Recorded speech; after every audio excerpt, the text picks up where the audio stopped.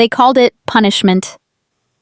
My father looked me dead in the eye and left me on a collapsing farm with nothing but a mountain of debt and toxic dirt. For 8 long years, I rebuilt everything they threw away. I worked until my hands bled and my bank accounts overflowed. Then their precious luxury company went bankrupt. The liquidation auction began, and the highest bidder walked in wearing a tailored suit and my name. That was the moment they finally saw the buyer. But to understand how we got to that boardroom, you have to go back to the dirt. It was a blistering July afternoon 8 years ago when my father shoved a crumpled foreclosure notice against my chest.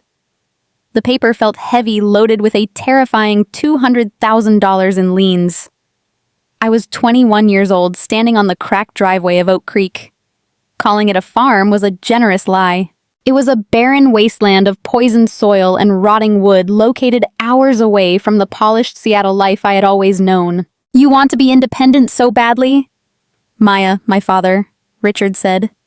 His voice was dripping with absolute disgust. He straightened the cuffs of his Italian silk suit, looking entirely out of place against the backdrop of a collapsed barn. "You refuse to join Sterling Premium Imports. You refuse to respect the legacy your mother and I built. So here is your independence. You can rot in the dirt." My mother, Patricia, stood safely behind him near their gleaming silver Mercedes. She held a manicured hand over her nose to block out the smell of stagnant well water. Beside her stood my 19-year-old sister, Harper. Harper was busy adjusting the oversized sunglasses on her face while dangling a set of brand-new car keys. They had just bought her a $70,000 luxury car as a reward for getting accepted into a mediocre state college on her 3rd try. I looked down at the deed in my hand.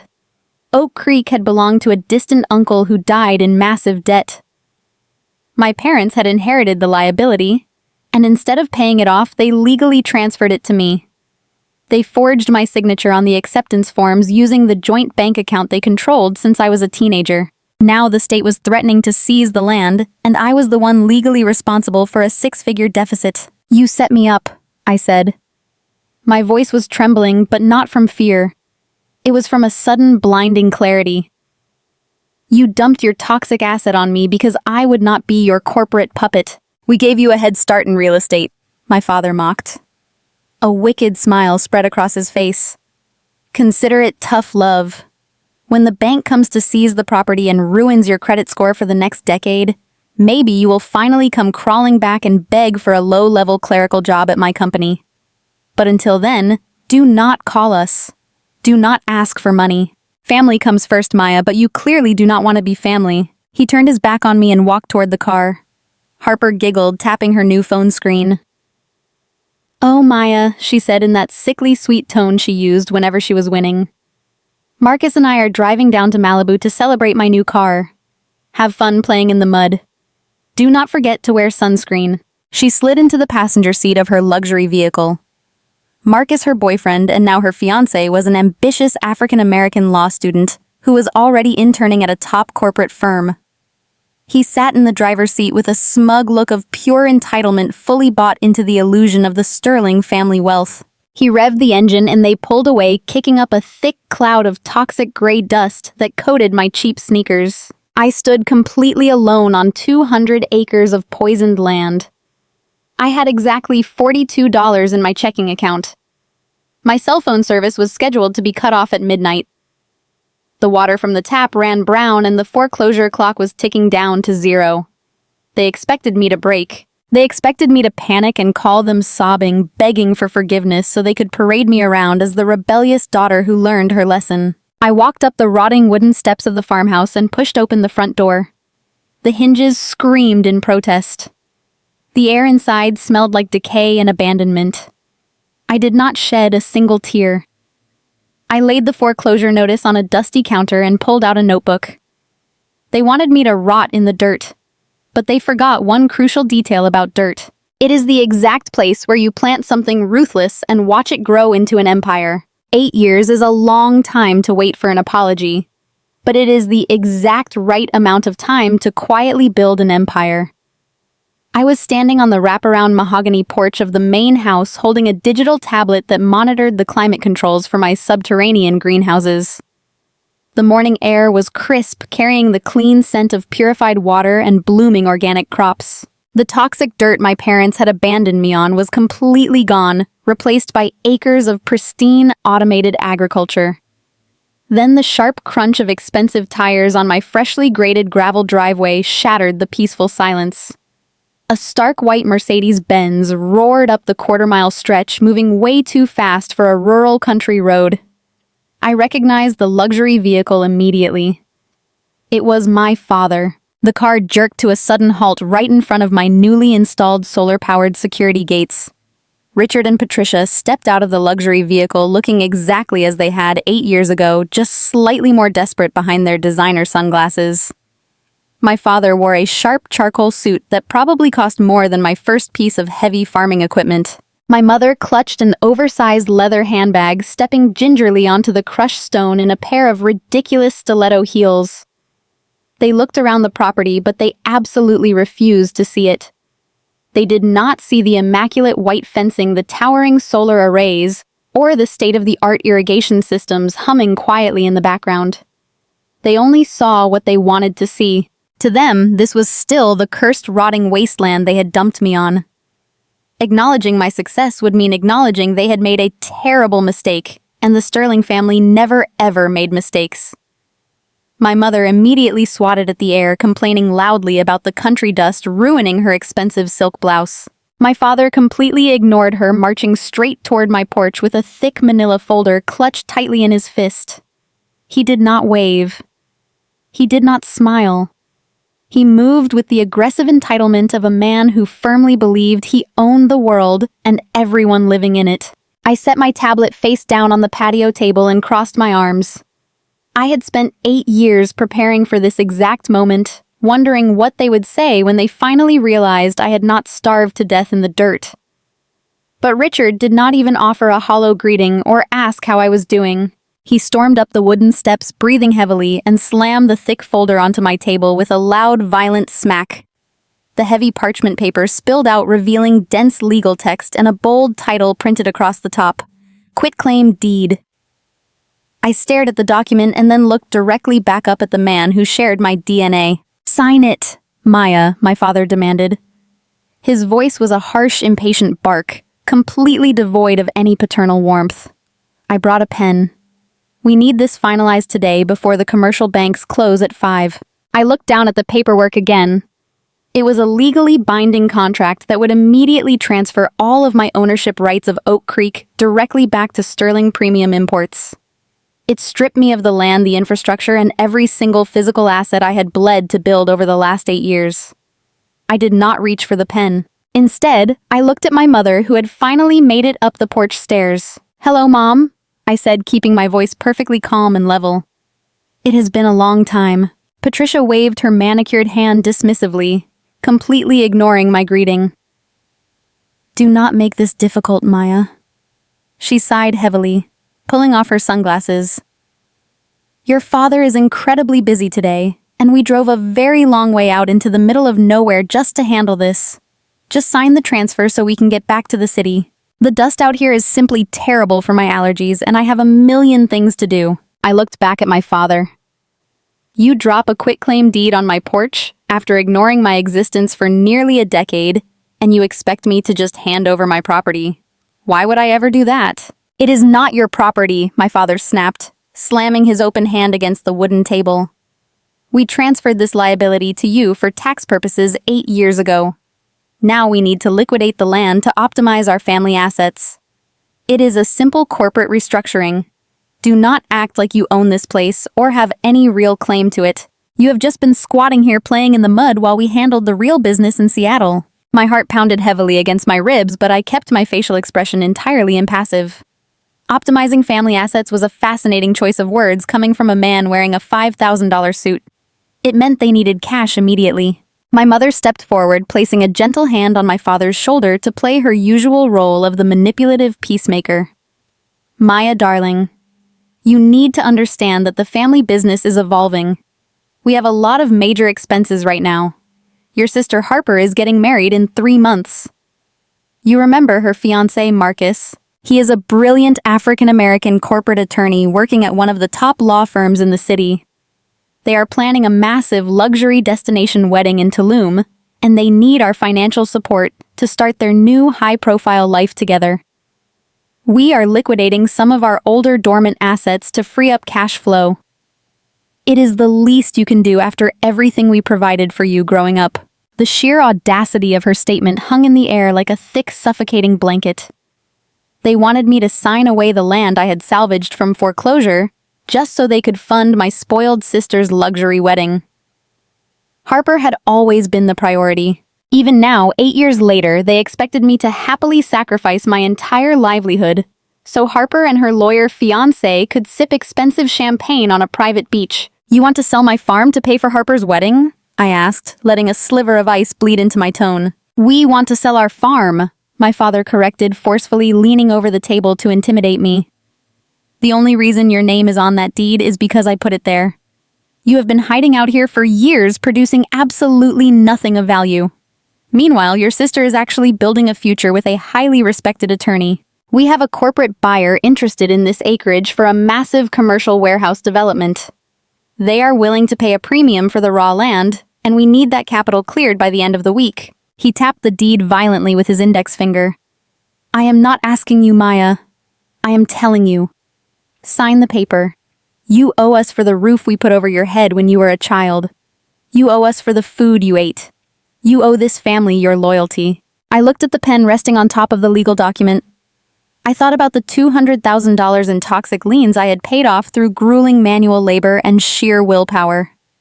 I thought about the freezing winter nights I slept on the concrete floor of the barn because I could not afford heating oil for the main house. I thought about the multi-million-dollar hydroponic facilities buried just a few hundred yards beneath our feet, generating more wealth in a single month than my father's struggling import business made in an entire year. "I am not signing anything," I said. My father's face contorted into a mask of pure rage. He grabbed the edge of the table, his knuckles turning stark white. "You listen to me, you ungrateful brat. We are in the middle of a massive corporate transition. Sterling Premium Imports requires immediate liquidity. If you ruin this land sale, you will deeply regret it. I will not let you stand in the way of this family's success just because you are bitter and jealous of your sister." My mother chimed in, her voice rising to a shrill, desperate pitch. "This is exactly why we had to distance ourselves from you, Maya. You have always been so terribly selfish. Harper is practically having a panic attack over her wedding budget, and you are being stubborn over a patch of worthless dead dirt." They were entirely convinced they held all the power in this dynamic. They firmly believed I was just a broke, abandoned daughter, clinging to a useless farm out of pure spite. They thought they could bully me into submission with loud voices and empty corporate buzzwords. They had no idea they were standing in the middle of a $15 million agricultural empire. And they had absolutely no idea that I already knew all about their desperate hidden need for cash. I stared at the pen resting on top of the quitclaim deed. The metal gleamed under the afternoon sun, a stark contrast to the rough cedar planks of my porch table. I did not reach for it. I did not even flinch. I just looked up at my father and then at my mother. "I am not signing that," I said. My voice was steady and quiet. Richard let out a sharp laugh of disbelief. He slammed his hand against the porch railing. "You do not have a choice, Maya. We are restructuring our assets and this land is dead weight. You have been squatting out here for 8 years playing in the mud. It is time to act like an adult and give it back." "Give it back," I repeated. The audacity of his words sent a hot spike of adrenaline straight through my chest. "You did not give me a farm, Richard. You abandoned me with a foreclosure notice and $200,000 in toxic liens. You dumped a financial death sentence on a 21-year-old and drove away. You were being ungrateful." He shot back his face, turning a deep shade of red. "We gave you a multi-million-dollar import business to inherit, and you threw it in our faces. We left you here to learn a lesson about the real world." And I learned it.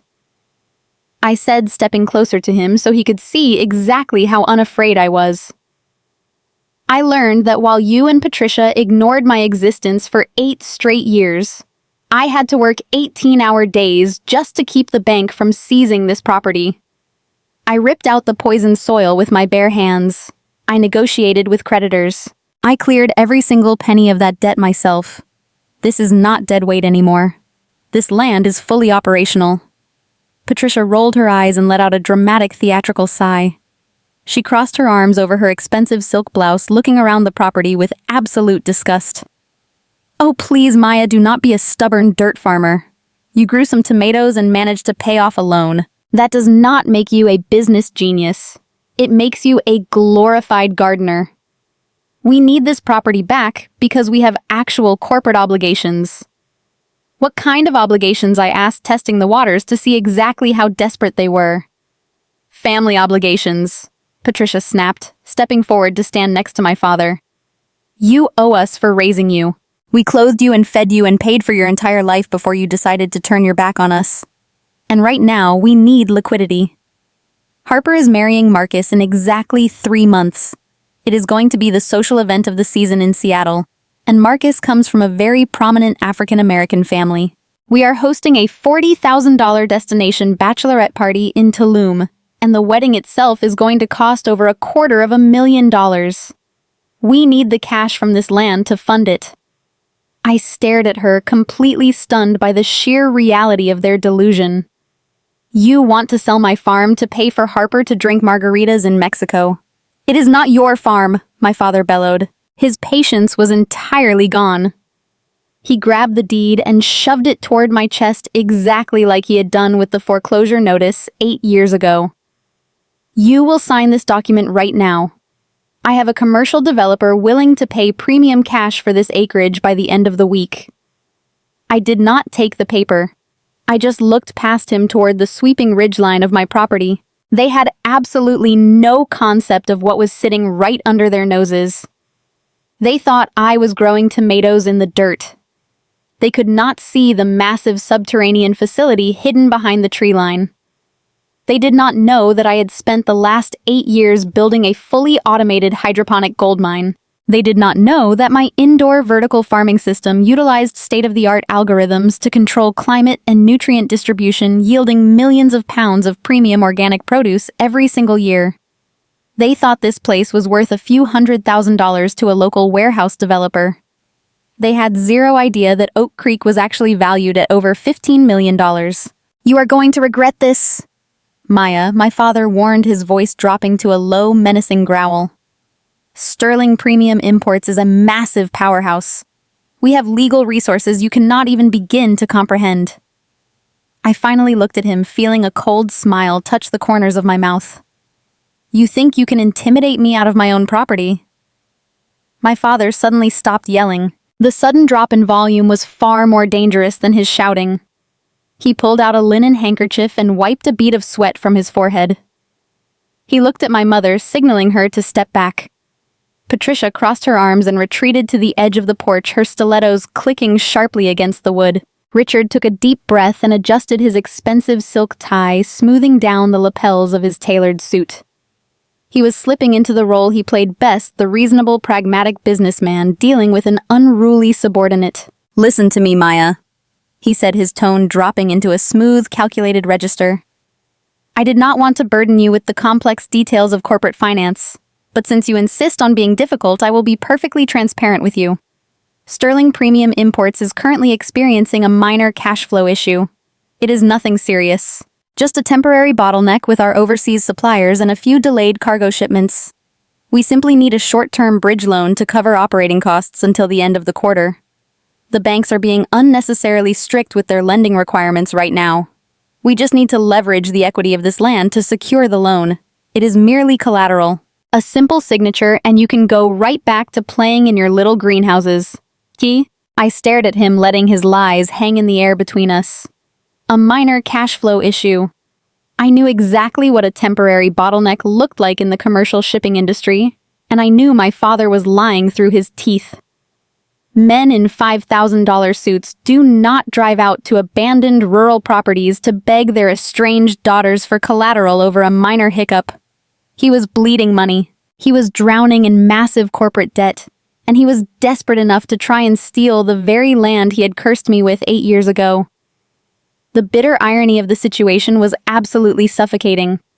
For my entire life, he had relentlessly prioritized his empty public image above my own basic well-being. He had callously discarded me like broken garbage simply to protect his fragile ego and maintain his flawlessly curated social status.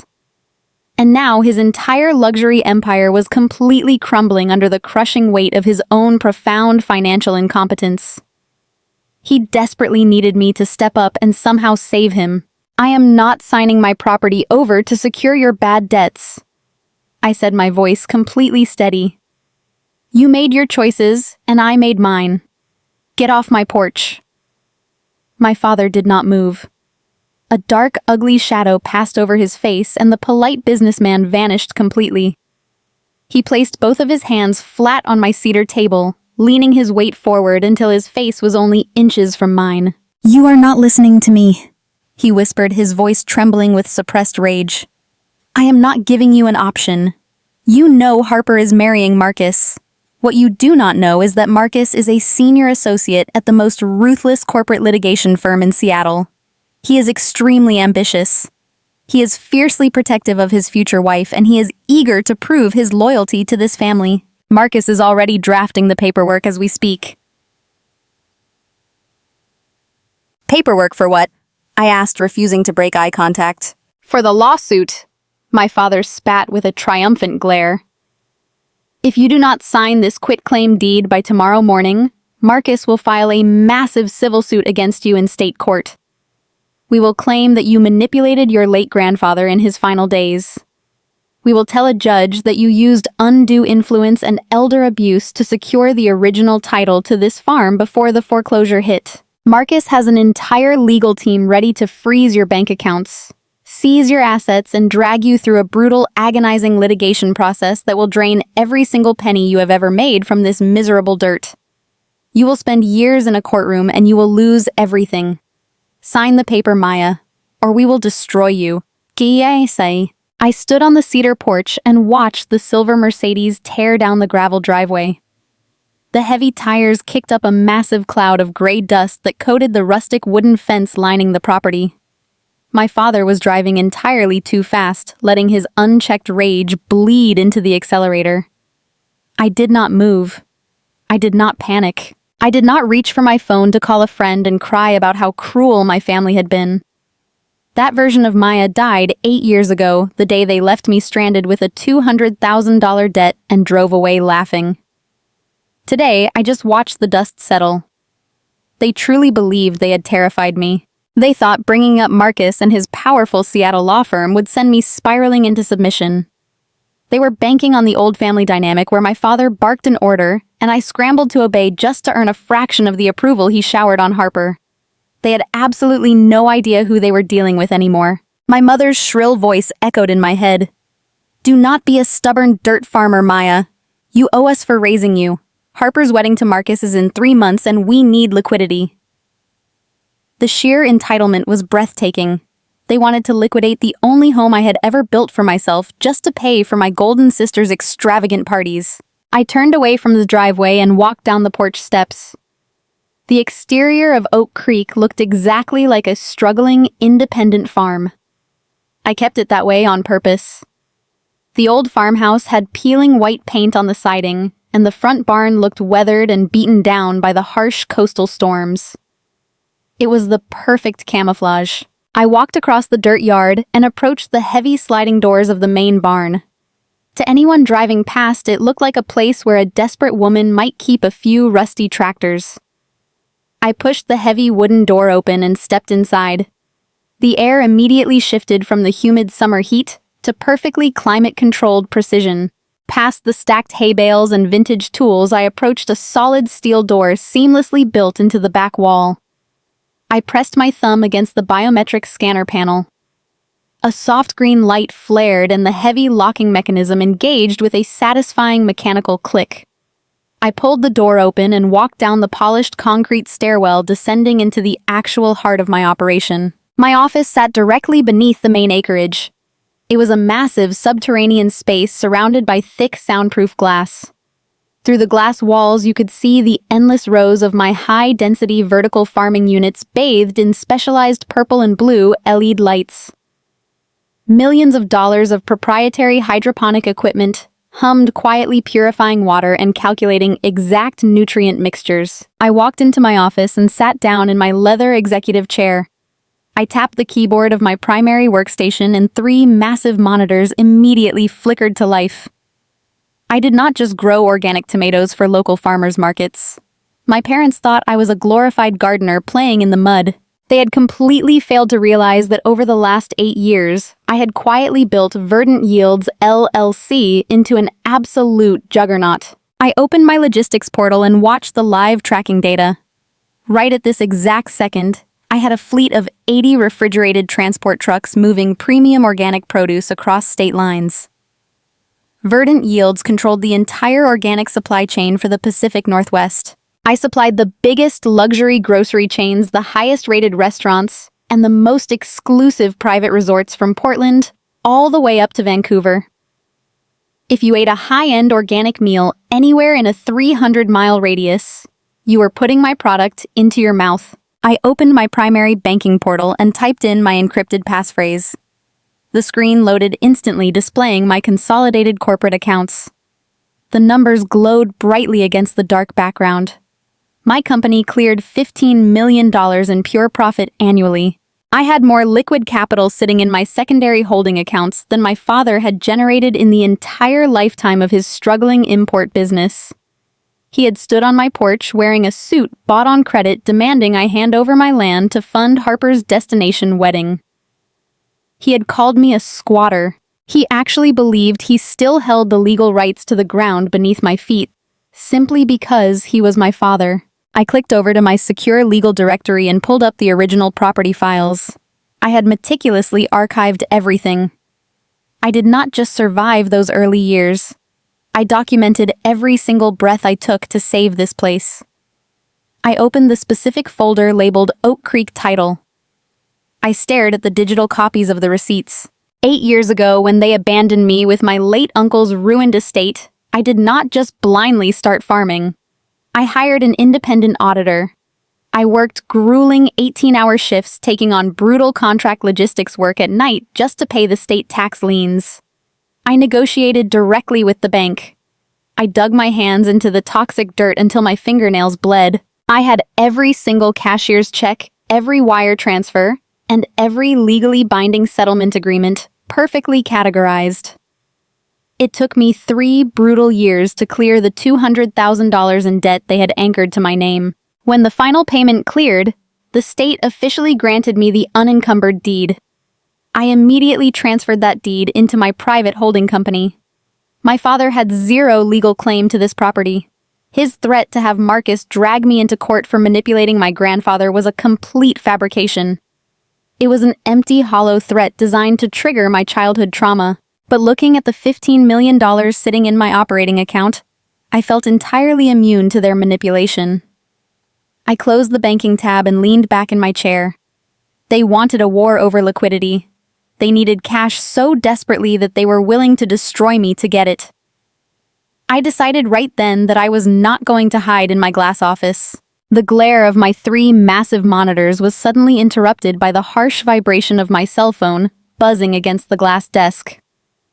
The caller ID flashed a picture of my sister Harper posing on a yacht in Cabo, from a luxury vacation our parents had financed just last summer.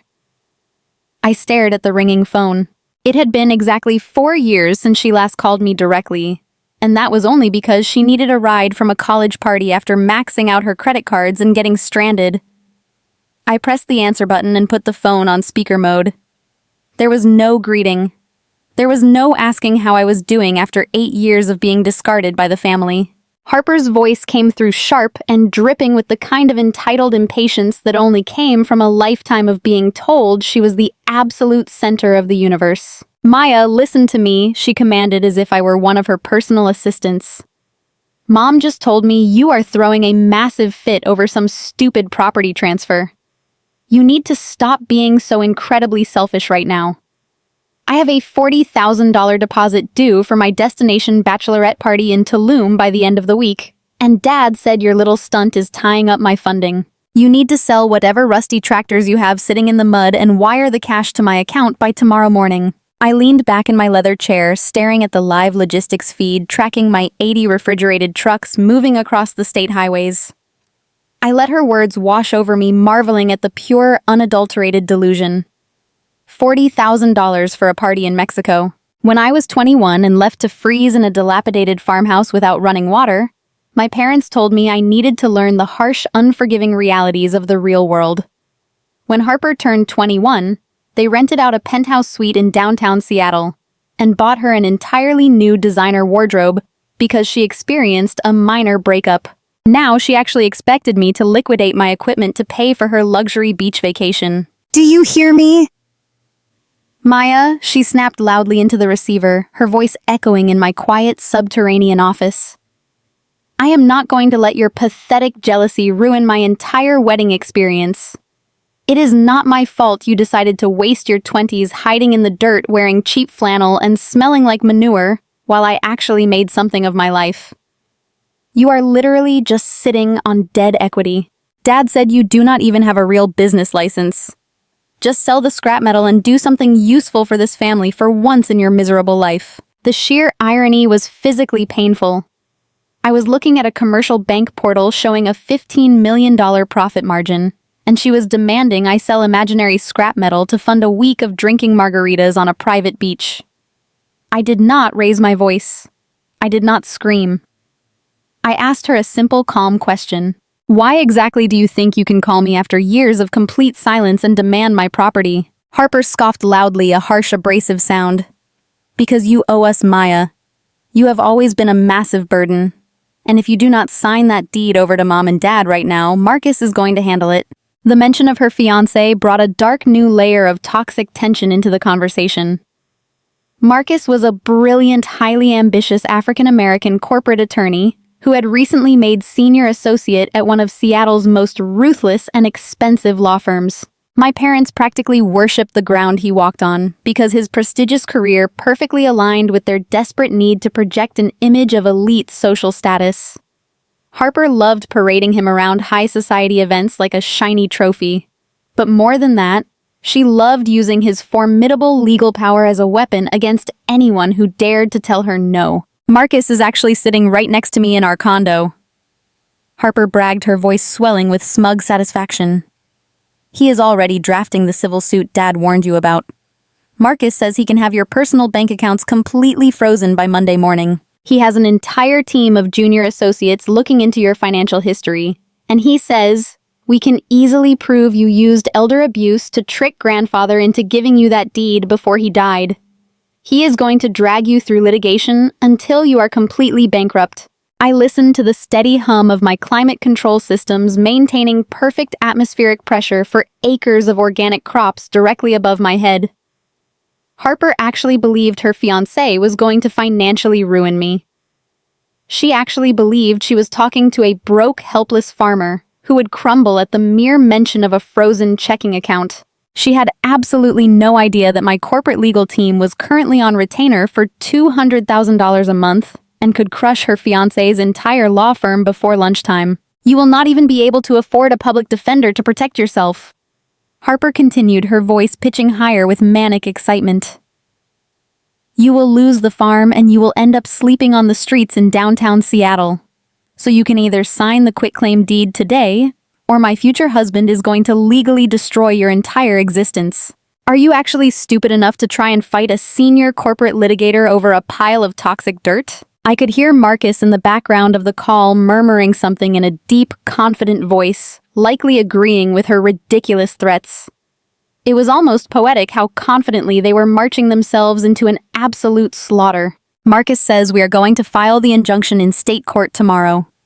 Harper sneered. He says the judge will grant an immediate seize order because you have no proof of income and no corporate backing to justify keeping the asset. So you better sign that paper, Maya, because if you make me cancel my Tulum trip, I swear to God I will make sure you never. I tapped the glowing red icon on my screen and disconnected the call right in the middle of her frantic threat. The sudden silence in my glass office was absolute bliss. I set the phone face down on the polished desk. They were not just threatening me anymore. They were actively mobilizing their legal resources to steal my land and frame me for a horrific crime I did not commit. They were going to try and freeze my accounts and drag my name through the mud, all to pay for a bachelorette party and cover up my father's massive hidden debts. I opened a new encrypted window on my terminal and began typing. It was time to stop waiting for the next blow. It was time to find out exactly how much debt Sterling Premium Imports was hiding. I sat in the profound silence of my subterranean office, watching the digital call timer on my desk screen fade to black. Harper had hung up. She actually believed her venomous little threats had left me paralyzed with fear. I took a slow, deep breath, letting the cool, purified air of my facility fill my lungs. For 8 years, I had played defense. I had built walls. I had hidden my wealth behind corporate veils and silent trusts. I had allowed my family to construct a fictional narrative where I was the tragic failure and they were the undisputed royalty of Seattle society. But the rules of engagement had just fundamentally changed. They were no longer just ignoring me. They were actively conspiring to steal the land I had resurrected from the dead. They were sending a ruthless African-American corporate attorney after my assets to fund a destination wedding in Tulum. It was time to stop waiting for the hammer to fall. It was time to become the hammer. I picked up my secure line and dialed my chief financial officer. Julian was a brilliant, ruthless numbers guy who had helped me navigate the complex acquisitions that turned verdant yields from a struggling farm into a regional monopoly. He answered on the second ring. "Julian, I need you to drop whatever you are analyzing right now," I said, keeping my voice razor sharp. "I need a complete forensic financial teardown of a company called Sterling Premium Imports. I want to know everything. Find their supply chain gaps, their vendor contracts, their public tax filings, and every single piece of debt they are currently holding." Julian hesitated for a fraction of a second. "Maya, that is a privately held corporation. Getting granular financial data might take a few days if we only use public channels. Use our corporate intelligence firms," I instructed. "Look at their uniform commercial code filings. Trace their maritime shipping logs. Find out who holds their primary commercial leases." My father, Richard Sterling, just stood on my porch and told me he was experiencing a minor cash flow issue. I know how my father operates. He leases exotic luxury cars to project an image of limitless wealth, while aggressively delaying payments to middle-market vendors. If he is desperate enough to try and extort his estranged daughter for a piece of agricultural land, he is not experiencing a minor issue. He is bleeding out. Find the wound, Julian. Understood, Maya. Julian replied, his tone shifting into pure, absolute professionalism. I will have my team deploy the analytical software right now. Give me 2 hours. I disconnected the line and turned my attention back to the massive monitors illuminating my glass office. While Julian hunted for my father's financial skeletons, I monitored my own empire. The automated hydroponic bays above me were cycling perfectly. Delivery fleets were hitting their target metrics across 3 states. This was reality. This was tangible, undeniable success born from calloused hands and sleepless nights. My parents had built their entire identity on an illusion. They genuinely believed that wearing designer clothing and hosting lavish catered parties made them invincible. They believed that Harper marrying Marcus, the sharp, ambitious African-American lawyer, would permanently secure their social standing among the elite. They thought Marcus could just wave a legal brief and terrify me into submission. They were entirely oblivious to the fact that real power does not scream. Real power operates in absolute silence. Exactly 2 hours and 14 minutes later, my private line illuminated. I answered immediately. Tell me, I said. Maya, you were absolutely right. Julian began, his voice thick with a mixture of professional awe and genuine disbelief. Sterling Premium Imports is not experiencing a temporary cash flow bottleneck. They are in the middle of a catastrophic financial collapse. I have never seen a corporate structure this deeply leveraged. They are holding millions in unsecured debt. Break it down for me, I commanded, pulling up a blank digital notepad on my screen. They have completely maxed out their operational credit lines, Julian explained, the sound of frantic typing echoing in the background of the call. Your father has been taking out exorbitant high-interest short-term business loans just to cover basic payroll. But that is not even the worst part. I pulled the personal credit profiles for Richard and Patricia Sterling. They are currently financing a $40,000 luxury vacation package to Tulum and a massive event venue deposit right here in Seattle on rotating business credit cards. They are literally draining the last drops of their corporate liquidity to pay for a wedding. I closed my eyes, absorbing the sheer magnitude of their delusion. They were facing total bankruptcy, and their biggest priority was making sure Harper and Marcus had a flawless luxury wedding. They were willing to steal my farm just to keep up appearances. What about their physical assets? I asked. Heavily mortgaged, Julian replied without missing a beat. Their primary residence in the city has been refinanced 3 times in the last 5 years. But Maya here is the twist. The banks are not the ones pushing them over the cliff. The banks are just waiting for the inevitable. The entity that is actively forcing them into aggressive hostile bankruptcy is their primary logistics provider. Explain, I said, leaning forward in my leather chair. Sterling Premium Imports relies entirely on specialized cold storage shipping to move their luxury food products, Julian said. They have been deferring payments to their primary freight carrier for over 14 months. The carrier finally cut them off entirely. Without a supply chain, your father has 0 product to sell. The freight carrier has officially filed aggressive litigation to seize all of Sterling Premium Imports' remaining assets to cover the massive unpaid debt. Your father owes this carrier exactly $4.2 million. If he does not secure an immediate massive influx of cash to appease them, they are going to force a corporate liquidation auction by the end of the month. A sudden, sharp realization began to form in the back of my mind.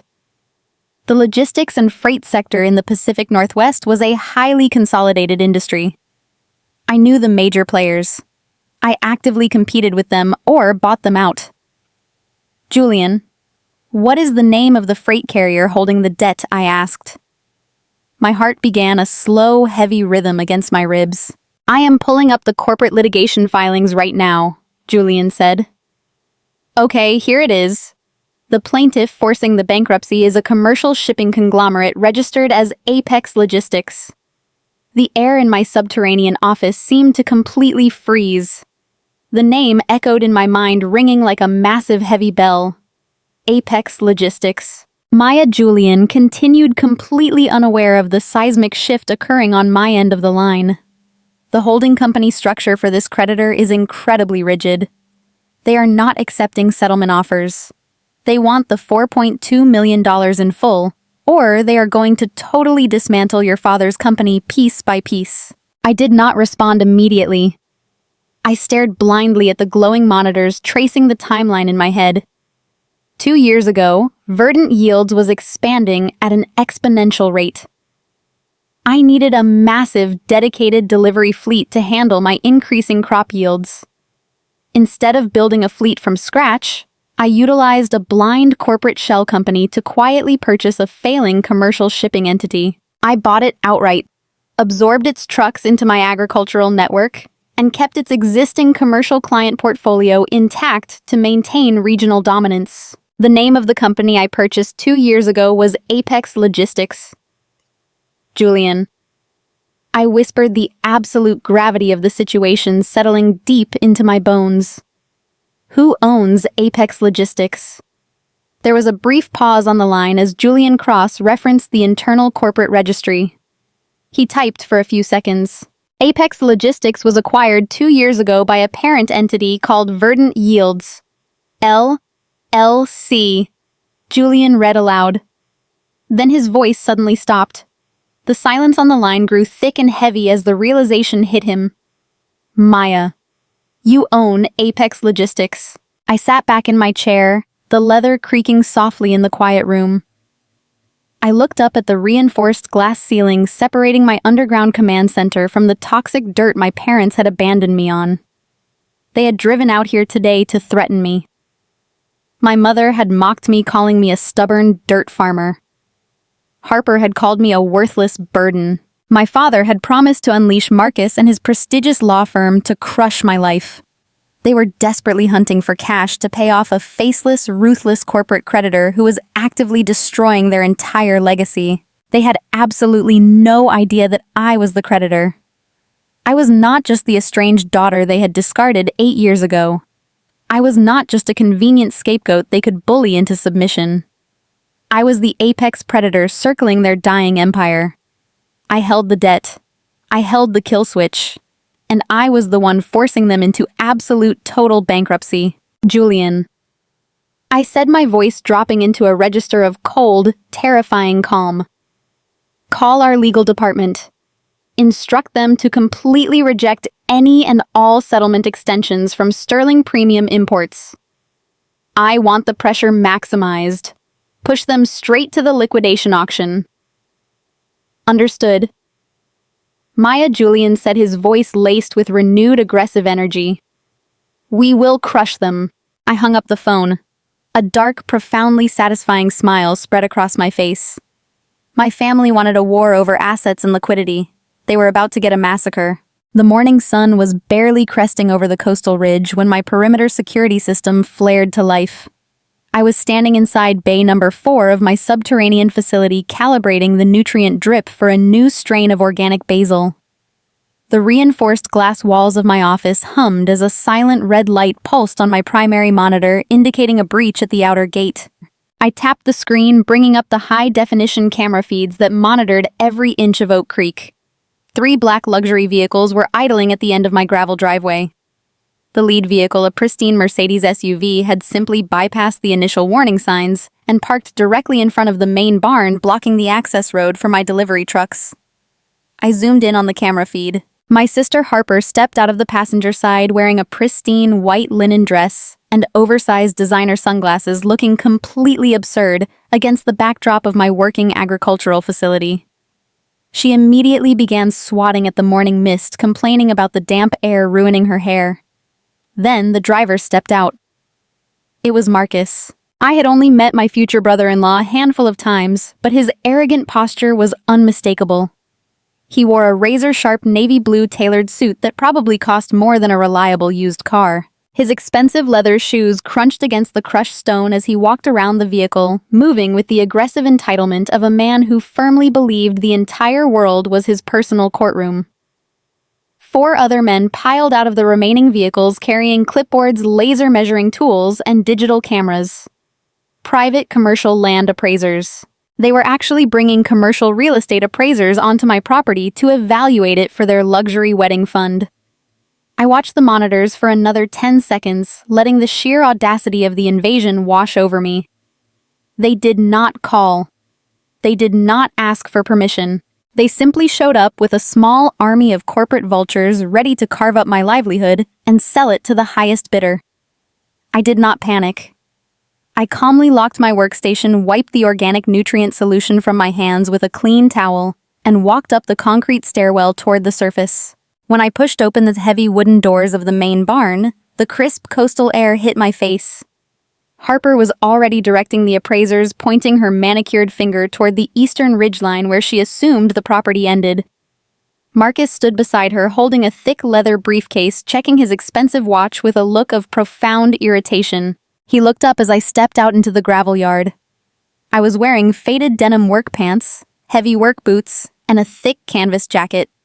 I looked exactly like the uneducated, helpless dirt farmer they desperately needed me to be.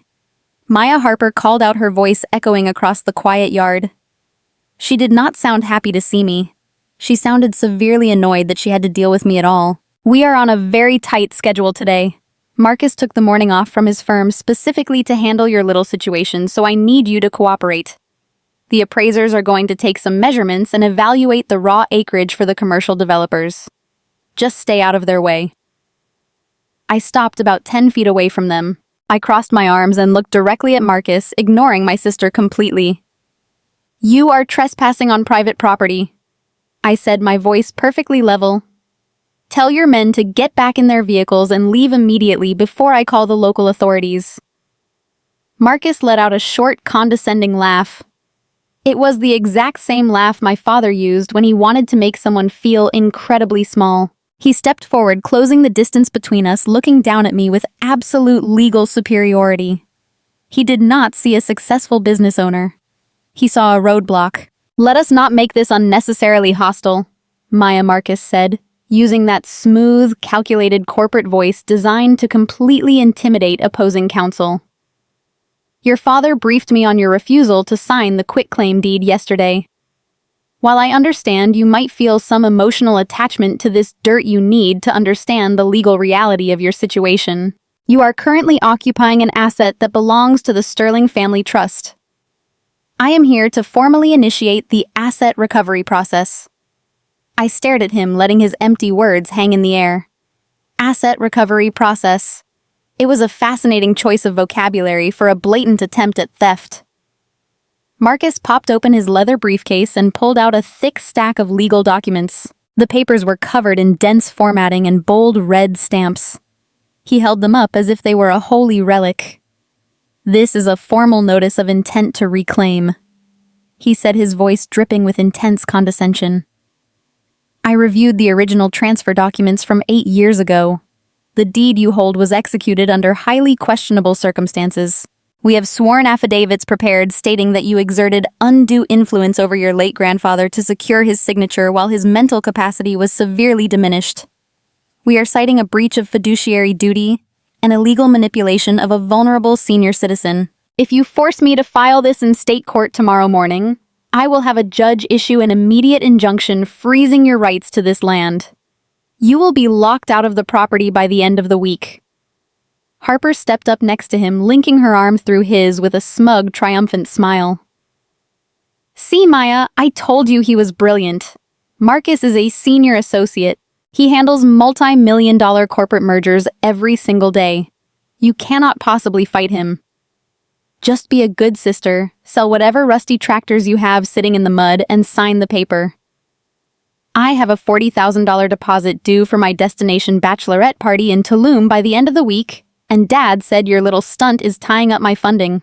Do not make Marcus destroy you over a patch of weeds." Marcus adjusted his perfectly knotted tie, radiating pure, unadulterated arrogance. He genuinely believed he had me trapped. He believed his tailored suit and his heavy legal vocabulary were enough to completely break my spirit. "You have no legal standing to fight this, Maya," he continued, stepping even closer to physically intimidate me. "You do not have the financial resources to engage in a protracted legal battle with my firm. We will bury you in discovery requests. We will depose every single person you know. We will drag this out until your legal fees bankrupt you completely. The smart move, the only move you have left, is to sign the property over today. If you cooperate, I will personally ensure you receive a small relocation stipend to help you find a cheap apartment in the city. It is a very generous offer considering you essentially stole this land from your own family." My heart beat with a slow, steady rhythm. They were completely blind. They were standing on top of a $15 million agricultural empire, threatening me with a fake lawsuit based on entirely forged trust clauses. They thought they were predators cornering a helpless rabbit. They had absolutely no idea that I held the primary corporate debt that was actively forcing Sterling premium imports into total catastrophic bankruptcy. Marcus was threatening to freeze my assets while his future father-in-law was literally drowning in unpaid invoices to my logistics shell company. I looked at the appraisers who were already walking toward the tree line, completely ignoring the fact that I had ordered them to leave. "Hey!" I shouted, my voice cracking like a whip across the yard. The men stopped and turned around. "If you take one more step onto my land, I will have you all arrested for commercial trespassing." Marcus sighed heavily, pinching the bridge of his nose like he was dealing with a stubborn toddler. "Maya, you are embarrassing yourself. These men are bonded commercial appraisers hired by the Sterling Family Trust. You cannot stop them from doing their jobs. You do not own this land anymore. Your grandfather never had the legal right to bypass the corporate trust structure, and you know it. We are simply correcting a clerical error." He shoved the stack of legal documents against my chest, forcing me to take them. "Read the clauses, Maya. Read the stipulations regarding mental capacity and asset forfeiture. It is all right there in black and white. You are completely out of your depth. You are an uneducated farmer playing a game designed for corporate lawyers. Sign the papers, let the appraisers do their job, and get out of our way. We have a luxury wedding to pay for." I looked down at the documents in my hands. They were entirely fabricated. Complete legal fiction designed to look terrifying to someone who did not know any better. I slowly looked back up at Marcus, meeting his condescending glare with absolute freezing calm. I looked at the forged legal documents Marcus had shoved against my chest. They were a pathetic intimidation tactic printed on expensive cardstock. I let the papers slide from my hands, scattering across the dirt at his feet. I did not argue with him. I did not raise my voice or try to explain the complex legal reality of my corporate structure. Instead, I simply pulled my phone from my pocket and dialed the local sheriff. I calmly requested immediate dispatch to Oak Creek Farm for a hostile commercial trespassing in progress. Marcus laughed out loud, a harsh, grating sound that betrayed his utter disbelief. He actually thought I was bluffing. He crossed his arms and smirked, telling Harper that this was going to be a highly entertaining lesson in legal jurisdiction. He firmly believed the rural police would bow to his Seattle corporate authority. He was wrong.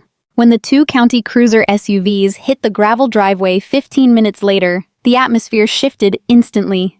The appraisers saw the flashing lights and immediately began packing up their laser measuring tools, muttering nervously to each other. Marcus stepped forward, straightening his tie, preparing to talk down to the deputies with his heavy legal jargon. But Deputy Miller was a man who had known me for 8 years. He had seen me freezing in the winters and hauling feed in the summers. He knew exactly who owned this land. Marcus tried to hand him the forged intent to reclaim notice, speaking rapidly about family trusts and asset forfeiture. Deputy Miller did not even look at the paperwork. He unclipped his radio, looked Marcus dead in the eye, and told him he had exactly 2 minutes to get his people off my property before he started handing out criminal citations. The look of absolute shock on my sister's face was deeply satisfying. Harper's jaw practically unhinged. She stomped her right foot in the dirt, ruining her pristine white sandals, and began screaming at Marcus to do something. But Marcus was suddenly very quiet. The arrogant litigator realized he had wildly miscalculated the situation. He realized he was standing in a rural county where his Seattle firm meant absolutely nothing, and he was dangerously close to being handcuffed in his custom-tailored suit. The appraisers did not wait for permission. They practically sprinted to their vehicles and sped away, leaving a massive cloud of dust in their wake. Marcus grabbed Harper by the arm, pulling her roughly toward their Mercedes. She fought him, pulling her phone from her designer purse with shaking hands. She dialed our mother, immediately sobbing hysterically into the receiver before Patricia even answered. Harper wailed that I was a complete psychopath and that I had actually called the police on her. She cried that her entire bachelorette party in Tulum was going to be ruined because of my selfish jealousy. I stood on the porch and watched them drive away the red and blue lights of the sheriff cruiser, ensuring they did not stop until they hit the county line. I thanked Deputy Miller and walked back down into my subterranean office. The adrenaline was slowly fading, leaving behind a cold, hardened resolve. I knew exactly what was going to happen next. My mother, Patricia, was not a woman who accepted defeat. When we were children, anytime Harper lost a dance competition or failed to win a student council election, my mother would ruthlessly target the winner. She would spread vicious rumors or file anonymous complaints with the school board just to ensure the victor was punished. Patricia firmly believed that if her golden child could not have the spotlight, then the entire stage needed to be burned to the ground. Harper running home crying about being humiliated by the police was the ultimate trigger. Patricia would not just be angry. She would be completely unhinged and looking for blood. I spent the rest of the evening running diagnostic checks on my hydroponic systems and backing up my encrypted financial servers. I triple-checked the live camera feeds. I knew they would strike back, but I severely underestimated the sheer maliciousness of my mother's retaliation. The attack came at exactly 6 in the morning. I was in the secondary greenhouse adjusting the pH levels in a massive holding tank when the heavy blast of air horns shattered the early morning silence. I checked my wrist monitor. 4 large white utility trucks had smashed through my front gate, completely ignoring the access codes. They swarmed the property, parking at aggressive angles to block all potential exits. The sides of the trucks bore the stark, bold logo of the State Department of Environmental Quality and the Agricultural Oversight Board. Over a dozen inspectors piled out of the vehicles wearing heavy boots and neon green safety vests. They carried thick clipboards, testing kits, and heavy-duty lockboxes. I jogged up the concrete stairs and pushed open the barn doors, stepping out into the cool morning air. The lead inspector, a tall, broad-shouldered man with a tight, grim expression, marched directly toward me. He did not offer a greeting. He held up a clipboard with a bright red emergency action notice clamped to the front. He announced that his team was executing a hostile immediate environmental raid on Oak Creek Farm. I stared at him, my heart giving a hard, violent thump against my ribs. I asked him to explain exactly what was happening. The inspector spoke with a flat, mechanical urgency. He stated that their regional field office had received a highly detailed emergency tip late last night. The informant claimed that Verdant Yields was actively bypassing commercial waste protocols and dumping highly concentrated toxic chemical runoff directly into the local groundwater supply. He read from the complaint describing a fictional hidden pipeline pumping synthetic pesticides into the nearby creek. The sheer scale of the lie was breathtaking. Synthetic pesticides. I ran a certified organic hydroponic facility. My nutrient solutions were purer than the drinking water in most major cities. I utilized a closed-loop recycling system that literally wasted zero water. It was an absolute biological impossibility for me to be dumping toxic runoff. But the State Environmental Board did not care about logic during an emergency raid. The inspector coldly informed me that dumping toxic agricultural waste was a Class A felony offense. He stated that due to the severe nature of the anonymous tip, they were initiating an immediate operational shutdown protocol. They were going to seal my greenhouse doors, shut down my water mains, and halt every single outbound shipping truck until a full environmental audit could be completed. If they locked down my facility, my entire supply chain would instantly collapse. Millions of dollars of premium organic produce would rot on the vine. My contracts with the luxury grocery chains would be voided within 48 hours. The financial penalties for environmental contamination carried massive fines that could easily bankrupt a mid-sized corporation. It was a targeted lethal strike designed to completely obliterate my livelihood. I asked to see a copy of the anonymous complaint. The inspector handed me a printed sheet of paper with the informant details redacted. I did not need to see a name printed on the page. I recognized the malicious phrasing immediately. The complaint used specific buzzwords like corporate restructuring and dead equity. It was the exact same pretentious vocabulary my mother had used on my porch just 24 hours earlier. Patricia had sat in her luxury Seattle home comforting her crying golden child and methodically typed out a fabricated environmental disaster to destroy me. She had successfully weaponized a powerful federal agency against her own daughter, simply because I refused to blindly fund a luxury beach vacation to Tulum. I looked at the lead inspector standing in my gravel driveway with his red emergency action notice. He was expecting me to scream or cry or physically block the entrance to my barn. He was expecting the frantic, panicked reaction of a guilty woman caught dumping toxic chemicals into the local ecosystem. I did not give him that satisfaction. I simply nodded my head and politely asked him to follow me. I turned around and walked back toward the heavy wooden doors of the main barn. The inspector signaled for his team to follow, their heavy boots crunching loudly against the crushed stone. I pushed the barn doors open and led them past the stacks of hay and vintage farming equipment.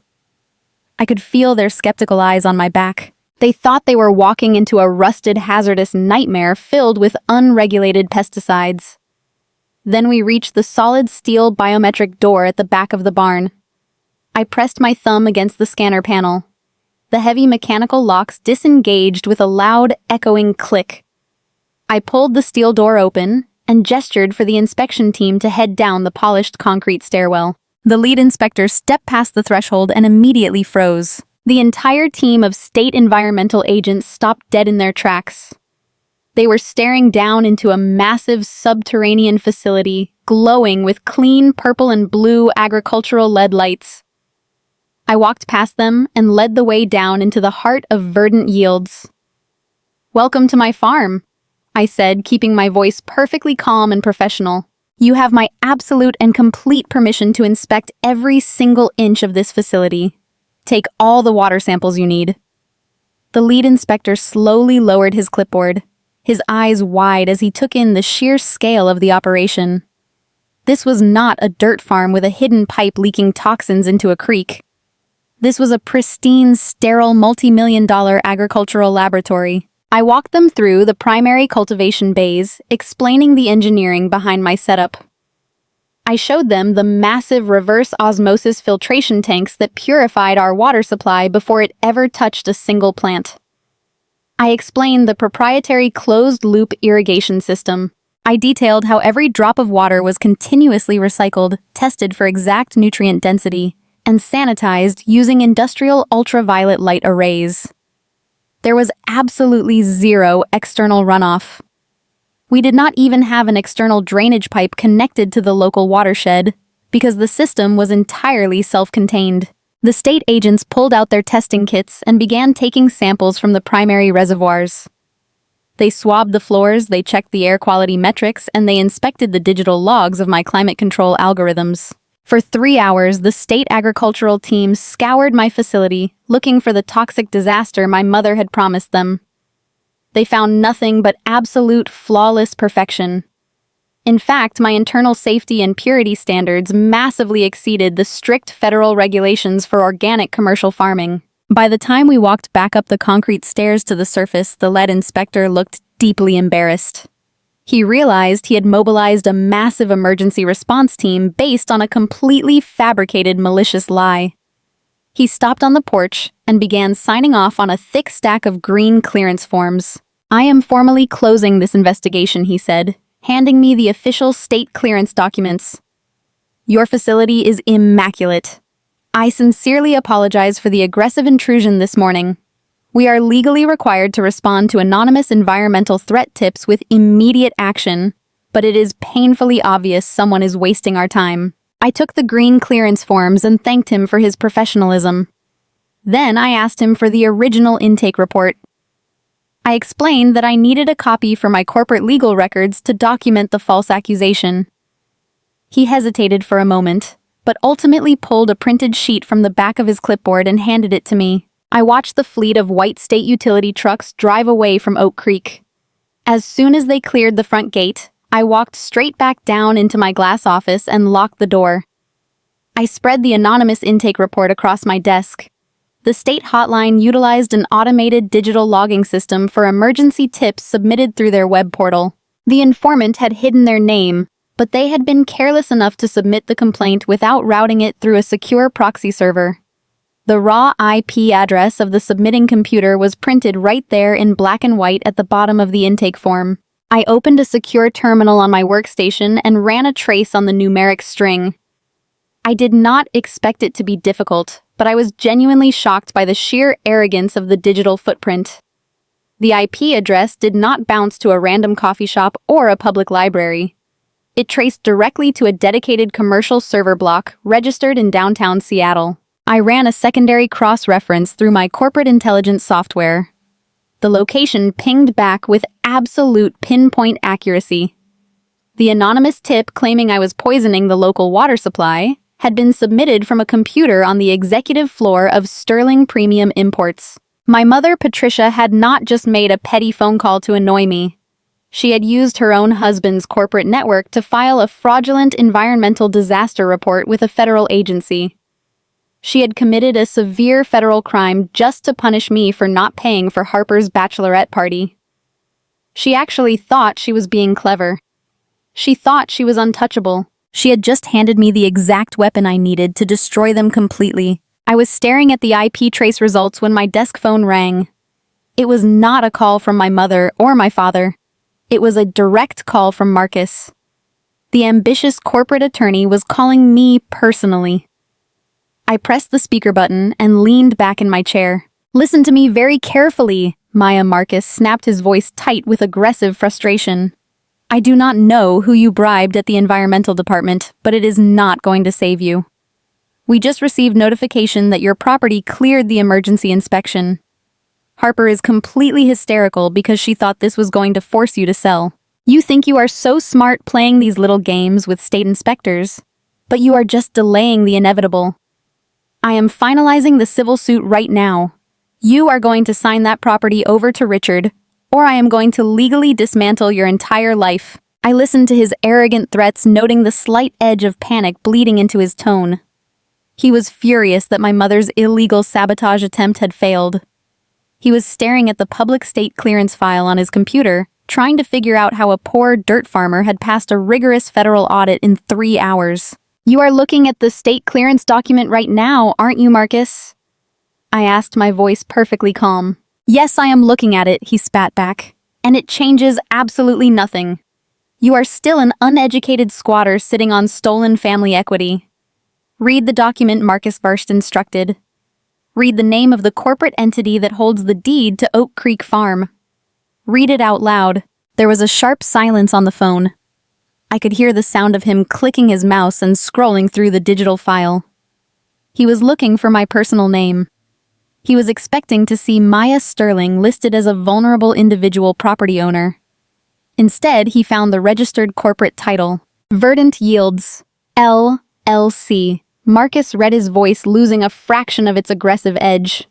What is this, Maya? Some fake holding company you set up to hide the asset. It does not matter. I can pierce a cheap corporate veil in my sleep. I will have a judge dissolve this LLC by Friday. Keep reading, Marcus, I said, leaning forward, resting my arms on the desk.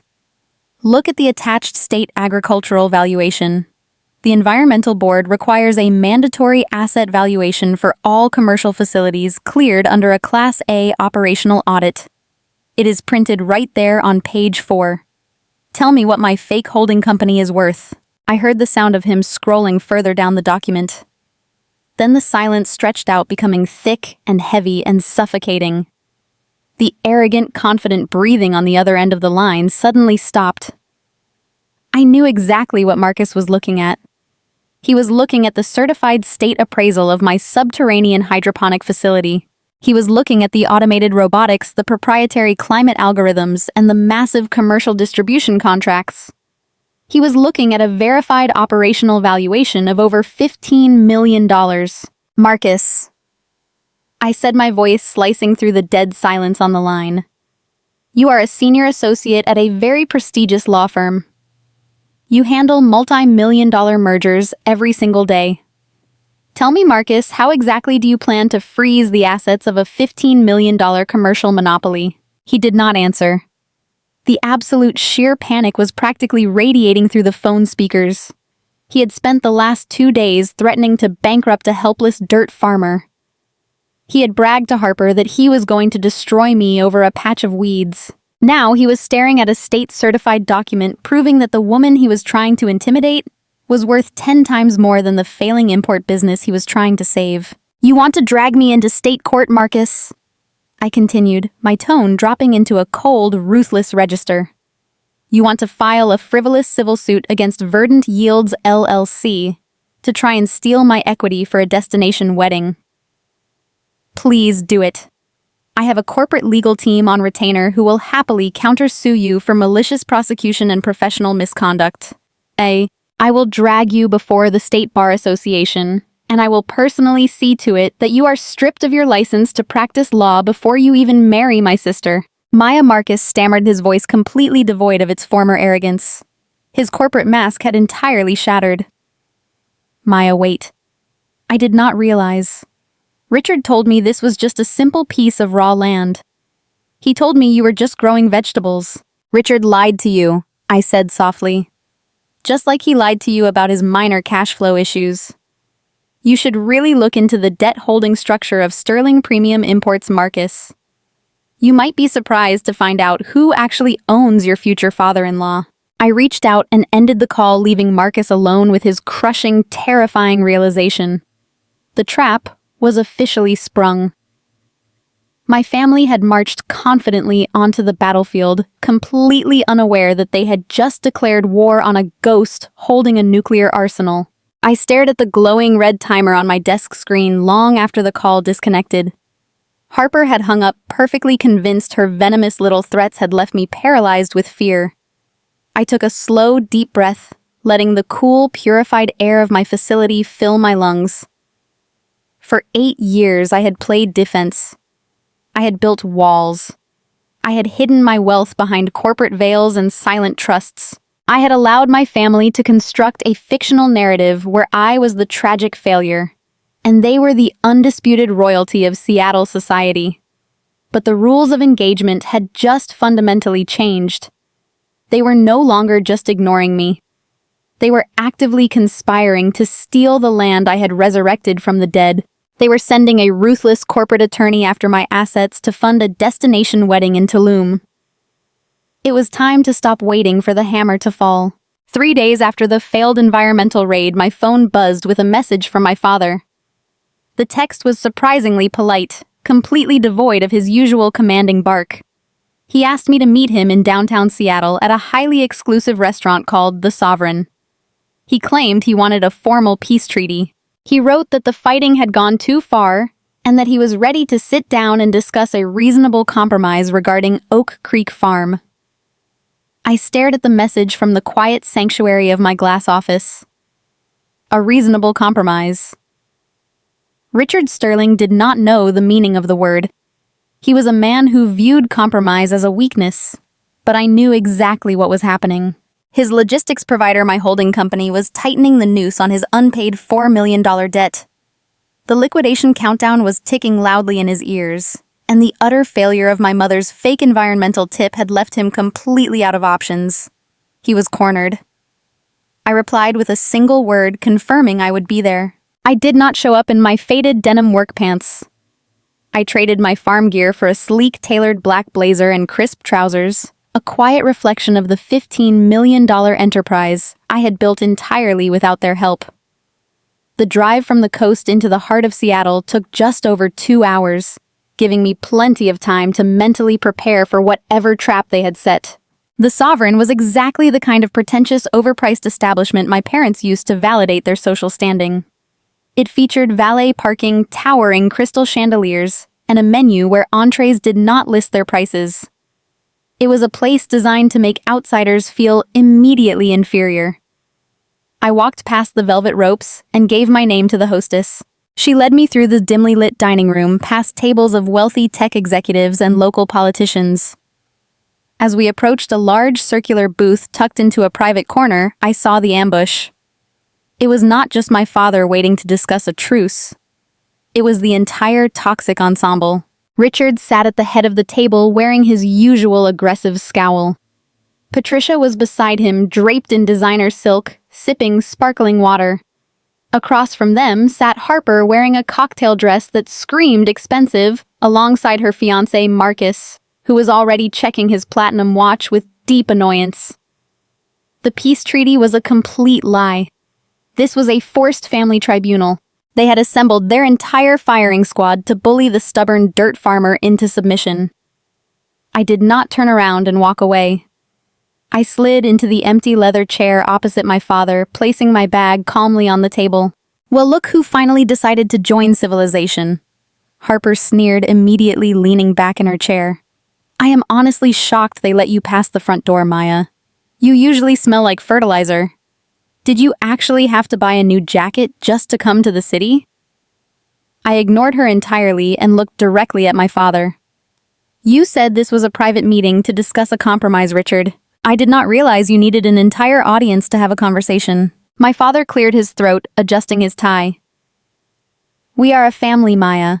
We make decisions together. And since your recent behavior has affected all of us, I thought it was only appropriate that everyone be present to witness you finally making things right.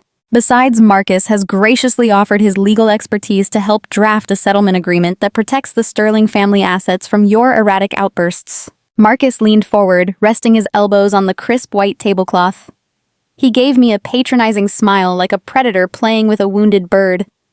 He still thought I was just a frightened girl hiding behind a fake corporate veil. "We are willing to be generous," Maya Marcus said smoothly. "Despite your ridiculous stunt with the local sheriff and your refusal to cooperate with state environmental inspectors, we are prepared to offer you a way out." My mother let out a dramatic sigh, swirling the ice in her glass. "You really embarrassed us, Maya.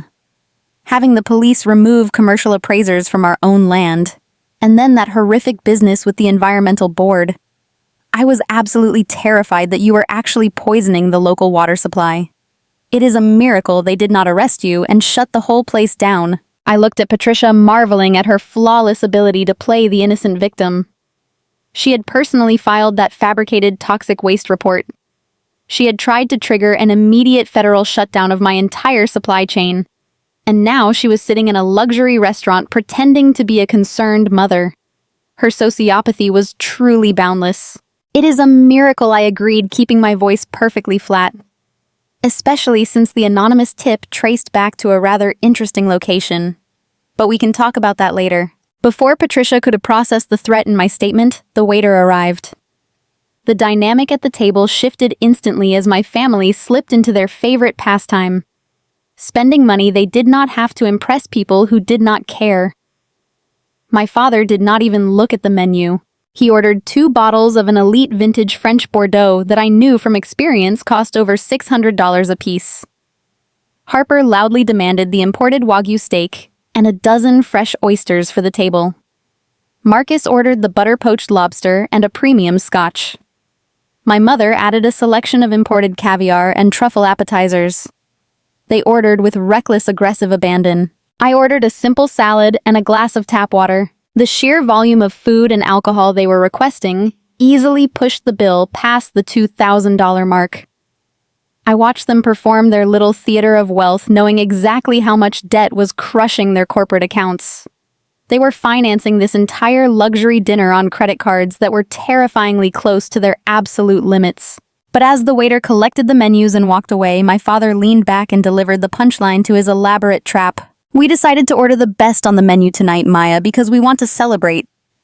My father said, a cruel smirk playing on his lips. "We want to celebrate you finally coming to your senses. In fact, since you have been living rent-free on our property for the past 8 years, we all agreed that you should be the one covering the check tonight. Consider it a gesture of good faith, a tiny down payment on the massive debt you owe this family for raising you." Harper laughed, a bright, sharp sound that cut through the ambient noise of the restaurant. "Exactly," she chimed in. "It is the least you can do after ruining my bachelorette party funding. $50,000 for a wedding is pocket change for a real business, Maya. Since you claim to be so successful with your little mud farm, paying a $2,000 dinner bill should be absolutely nothing to you. Show us that you actually have some value." Marcus swirled his scotch, looking at me with pure, open contempt. "If you cannot afford it, Maya, I would be happy to draft a promissory note. You can just deduct it from the relocation stipend I offered you yesterday. Though frankly, after the legal fees you are going to rack up fighting my firm, you will be lucky to afford a value meal." They sat there radiating smug satisfaction. The entire setup was designed to humiliate me. They brought me to an ultra-exclusive restaurant, ordered an astronomical amount of food and wine, and publicly cornered me into paying the massive bill. They wanted to put me in my place.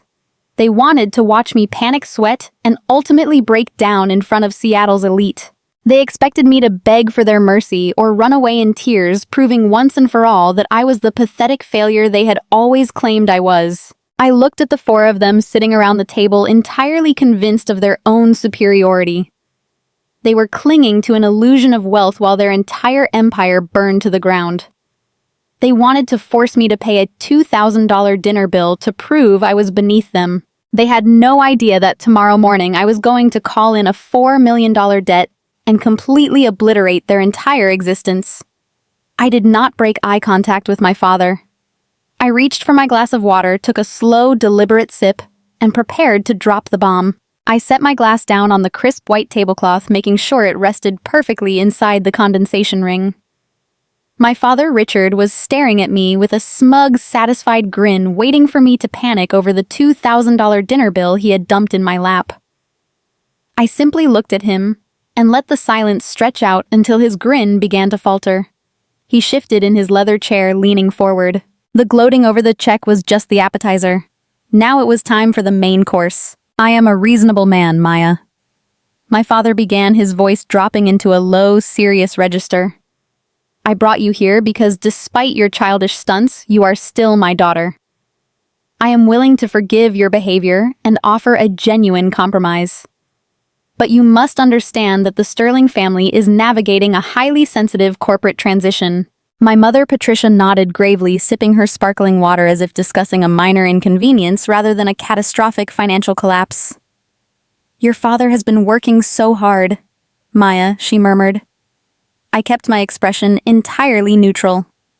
A highly sensitive corporate transition. That was a remarkably elegant way to describe an operational bankruptcy. Tell me about this transition, Richard, I said.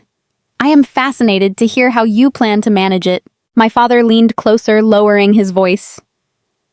Sterling Premium Imports is undergoing a strategic restructuring, he explained. Our primary logistics provider became completely unreasonable regarding delayed invoices. They aggressively pushed the company into a corner. To protect our core assets, I have decided to push Sterling Premium Imports into a private bankruptcy auction next week. He said it with profound arrogance. He was spinning a forced liquidation into a tactical maneuver, actually wanting me to believe he was in control. I looked at Marcus, the hotshot corporate attorney sitting next to my sister. Marcus was nodding along, looking incredibly proud. It was staggering to realize this lawyer was endorsing this delusion. A bankruptcy auction, I repeated softly. That sounds incredibly risky, Richard. If the company goes to auction, the highest bidder takes everything. That is exactly why you need a brilliant legal mind, Harper chimed in, pointing at Marcus. Marcus figured out a loophole. It is completely genius. You would never understand the mechanics of it, but it will save the company and pay for my wedding. Marcus shot Harper a warning look, but the damage was already done. My father let out a heavy sigh and laid his cards on the table. He was so confident I was a naive farmer that he did not hesitate to confess a federal crime in a crowded restaurant. There is no risk. Maya, my father smiled. We already have a proxy buyer lined up for the auction next week. A silent third-party holding company that we control. When Sterling Premium Imports goes up for bid, our proxy buyer will purchase the entire corporate entity for pennies on the dollar. The sale will legally wipe out the $4 million debt we owe to that parasitic logistics company. As soon as the ink dries, the proxy buyer will transfer ownership right back to me. It is a flawless plan. I sat perfectly still, my heart beating with slow, rhythmic precision. A proxy buyer. They were planning to commit blatant intentional bankruptcy fraud. They were going to use a shell company to buy back their own assets at a massive discount specifically to defraud their primary creditor. They had absolutely no idea that the logistics company they were conspiring to defraud was owned entirely by me. That sounds highly illegal, I noted, keeping my tone casual. It is a gray area. Marcus interjected, his voice dripping with superiority. The legal framework of private auctions allows for certain flexibilities if properly structured. The current creditors will be forced to accept a fractional payout, and Richard will retain his legacy. It is aggressive business, Maya. Something you clearly know nothing about. I looked back at my father. So if you have this flawless plan already in motion, why am I sitting here, Richard? Why invite the dirt farmer to your peace treaty? My father cleared his throat, the smug smile disappearing. Because a master plan requires immediate liquid capital, he stated bluntly. The proxy buyer needs verified funds to secure the winning bid next Thursday. Our liquid assets are tied up in the bankruptcy filing. We need cash, Maya. Fast, untraceable cash. And that is where I come in, I said. Exactly. Harper sneered, crossing her arms. We know your farm passed the state environmental inspection. Marcus pulled the clearance file. We know the state values your hydroponic setup at over $15 million, which is absurd for a vegetable garden, but works perfectly for us. My father pulled a manila envelope from his jacket, dropping it onto my empty plate. Inside is a finalized quitclaim deed for Oak Creek Farm, he said, his voice hard. "You are going to sign that property over to the Sterling Family Trust tonight. Tomorrow, Marcus will leverage the valuation to secure an immediate commercial bridge loan. We will use that cash to fund the proxy buyer and save my company." I stared at the envelope. They were demanding my absolute livelihood. They wanted to steal my $15 million empire, use it as collateral for a high-interest loan, and funnel the cash into an illegal bankruptcy fraud scheme just to maintain their fake luxury lifestyle. The sheer entitlement was breathtaking. "And what exactly happens if I do not sign this ridiculous document?" I asked, pushing the heavy envelope across the table. Marcus leaned forward, placing his hands flat on the table, narrowing his eyes into a predatory glare. "If you refuse to cooperate, Maya, I will ruin your life. I have junior associates ready to file a dozen frivolous lawsuits against Verdant Yields by Monday morning. We will sue you for property damage, breach of contract, and emotional distress. I will drag you into depositions every single day until your business collapses from operational neglect. You do not have the legal stamina to fight a war of attrition against my firm. We are not asking you, Maya." My mother added, her voice syrupy sweet and toxic. "We are telling you, you owe this family. You have always been a burden. It is time for you to finally be useful. Sign the paper, pay for our dinner, and go back to your apartment. We will send a thank you card from Tulum." I sat back in my chair, looking at the four faces staring back at me. They were united in their delusion. They genuinely believed they had outsmarted the system and secured a massive financial victory for themselves. They completely believed that Marcus and his absurdly expensive corporate suits made them legally invincible. They believed throwing legal threats and demanding my property would force me to fold. They did not know I held the $4 million debt. They did not know I had just recorded my father confessing to federal bankruptcy fraud on my phone, resting silently inside my bag. They did not know that by threatening frivolous lawsuits, Marcus had just handed me the exact evidence I needed to file a catastrophic ethics complaint with the State Bar Association. They had spent the entire dinner digging their own graves, and they were now aggressively demanding that I hand them the shovels so they could finish the job properly. I looked at the exorbitant $2,000 restaurant bill sitting untouched on the white tablecloth. I looked at the forged quitclaim deed completely visible inside the manila envelope. The trap was absolutely perfect, and my family had just happily locked themselves inside it. I slowly reached into my leather bag, making sure to keep my movements calm and deliberate. I was not reaching for a pen. I was reaching for my phone to stop the hidden audio recording. I looked directly into the eyes of my father, feeling profound, cold satisfaction wash over my entire body. I smiled a sharp, terrifying smile that made the arrogant grin on his face instantly vanish. "Let me explain exactly what is going to happen next, Richard," I said, my voice echoing softly but with absolute unyielding clarity across the sudden profound silence of the quiet restaurant table. The ambient noise of the sovereign seemed to fade into a dull, muted hum as our waiter approached the private corner booth. He carried a heavy black leather folio resting perfectly centered on a polished silver tray. The remnants of my family and their gluttonous feast were scattered across the pristine white linen tablecloth. Empty shells of imported oysters pooled with melted garlic butter from the lobster claws sitting next to the heavy glass bottles of the $600 Bordeaux they had guzzled like water. They had consumed thousands of dollars worth of luxury food in less than an hour explicitly to punish me. The waiter placed the leather folio directly in the center of the table with a soft, heavy thud. For a fraction of a second, nobody moved. My mother, Patricia, dabbed the corners of her mouth with a cloth napkin, deliberately refusing to look at the bill. Harper was busy checking her reflection in the blade of her silver butter knife, projecting an aura of bored entitlement. Marcus simply leaned back in his chair and adjusted his expensive cufflinks, radiating complete detachment. They had meticulously choreographed this exact moment. They were holding their breath, waiting for the trap to spring. My father, Richard, reached out and placed his hand flat on top of the leather folio. He did not open it to check the total. He slowly slid the heavy black folder across the white tablecloth, stopping only when it bumped gently against the base of my water glass. He leaned forward, intertwining his fingers, resting his elbows heavily on the table.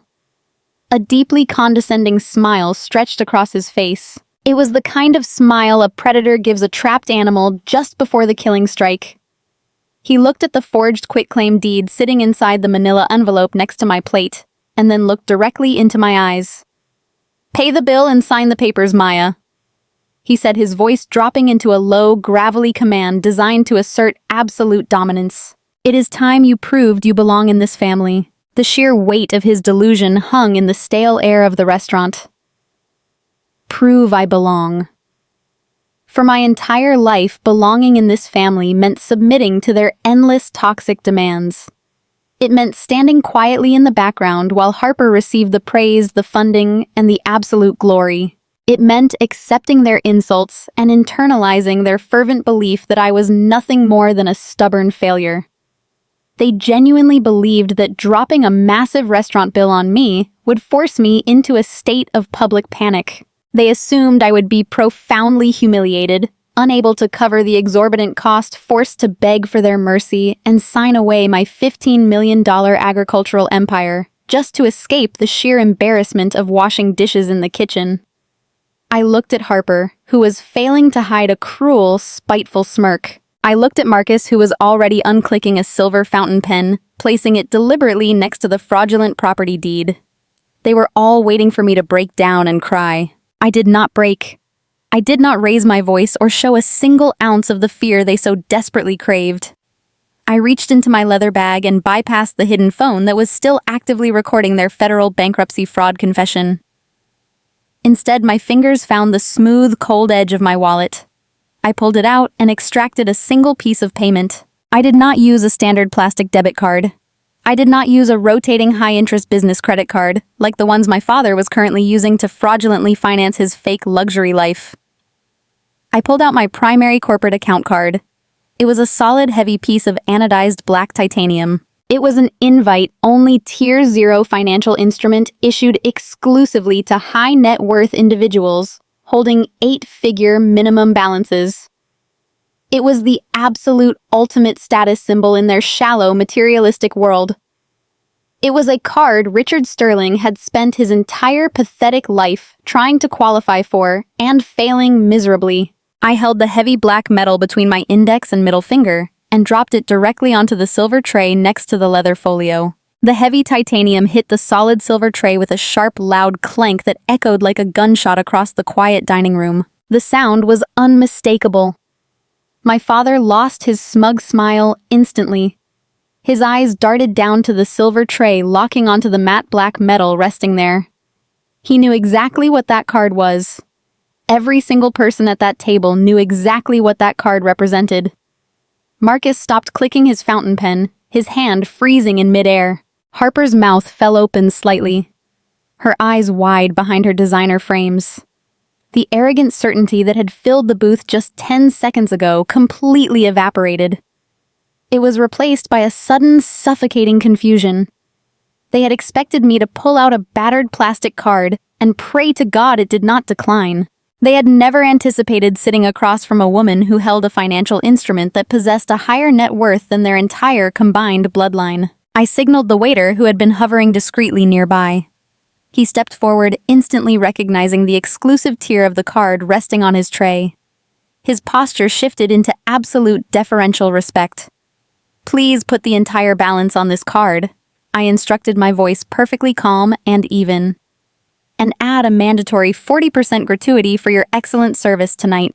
The waiter bowed his head slightly, thanked me profusely, and swept the tray away, leaving my family in a state of absolute frozen shock. My mother was the first to break the heavy silence. She let out a small, breathless gasp, her eyes darting between my face and the empty space where the black card had been. "Maya," she stammered, her perfectly rehearsed victim persona completely shattering under the weight of genuine shock. "What is that? How do you have that kind of account?" My father swallowed hard, the color rapidly draining from his face. He looked at the forged quitclaim deed still sitting untouched inside the manila envelope. The realization was slowly and agonizingly starting to dawn on him. The dirt farmer he had invited to ambush was not terrified. She was not poor. She was not intimidated by his corporate lawyer or his empty threats of frivolous litigation. I ignored my mother's panicked question completely.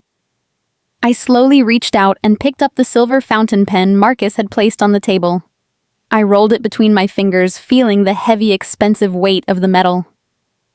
Marcus leaned forward, his eyes wide, suddenly realizing the catastrophic error he had made.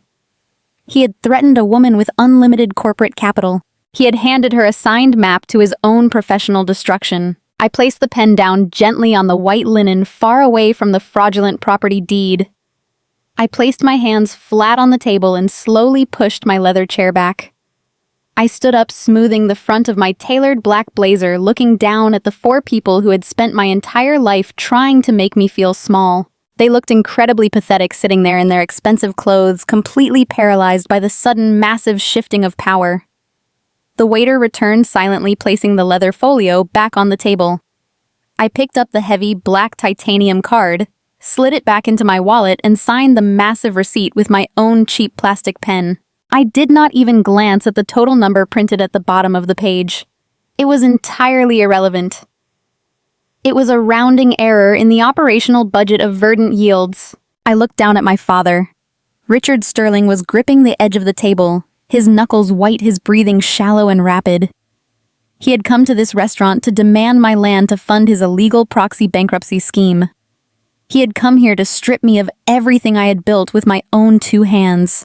I looked him dead in the eye, channeling 8 years of absolute silence, 8 years of relentless, calloused hard work, and 8 years of enduring their endless toxic abuse into one final absolute statement. I wouldn't give you a single handful of dirt from my farm if you were starving, I said. My voice was quiet, but it carried the lethal weight of a corporate execution order. The words struck my father like physical blows. He physically recoiled, his mouth opening and closing wordlessly as the absolute finality of my statement crashed down on him, crushing his last desperate hope of survival. Harper let out a high-pitched, indignant noise, starting to protest, starting to scream about her ruined destination wedding. But the sound died in her throat as I turned my cold gaze onto her. She shrank back into the leather booth, suddenly realizing the massive, terrifying gap between her fake socialite status and my actual, tangible power. Marcus sat perfectly still, his legal mind rapidly calculating the sheer magnitude of the disaster he had just walked blindly into. He was engaged to a woman whose family was about to be utterly annihilated by a corporate predator they had foolishly mistaken for weak prey. I did not wait for a response. I did not need one.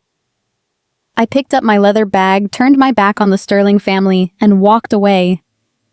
I moved through the dimly lit dining room of the Sovereign with my head held high, my boots completely silent on the plush carpet. I did not look back. I stepped out the front glass doors into the cool, crisp Seattle night air, leaving them sitting in their private booth, drowning in panic and confusion. They were angry. They were enraged. But mostly they were completely and totally unaware of what was actually coming for them. They thought this dinner was the ultimate climax of our war. They had absolutely no idea that tomorrow morning I was going to call my chief financial officer and instruct him to execute the final liquidation protocol on their entire fraudulent existence. The check was paid. The trap was locked. And tomorrow their entire world was going to end. The private liquidation auction for Sterling Premium Imports was not held in some dusty abandoned warehouse or a gloomy municipal courthouse. It was hosted in the hyper-polished mahogany-paneled boardroom of a premier corporate restructuring firm in downtown Seattle. The air inside the room smelled like bitter espresso, expensive leather, and absolute financial desperation. I walked through the heavy double-glass doors 20 minutes before the proceedings were scheduled to begin. I chose a seat in the very back row, sliding into a high-backed leather chair, where the shadows from the recessed lighting offered a perfect shield. I wore a sharp, tailored charcoal suit, my hair pulled back into a severe knot. I looked exactly like the dozen other faceless corporate creditors and investment bankers filing into the room, ready to pick over the bones of a dead company. But I was not just another vulture circling the carcass. I was the architect of this entire execution. Down in the front row, sitting directly in the center of the pristine room, was my family. They had arrived early to secure the best seats, positioning themselves like royalty at a theatrical performance, rather than failed executives at their own bankruptcy hearing. My father, Richard, wore his finest Italian wool suit, his silver hair perfectly swept back. He sat with his legs crossed, projecting an aura of absolute, unshakable confidence. Beside him, my mother, Patricia, was draped in a tailored cashmere coat and a heavy silk scarf, acting as though she were simply attending a tedious charity luncheon. Harper sat on her other side, actively scrolling through her phone, completely oblivious to the gravity of the room, her mind entirely consumed by the destination wedding she was still desperately trying to fund. And flanking my father was Marcus.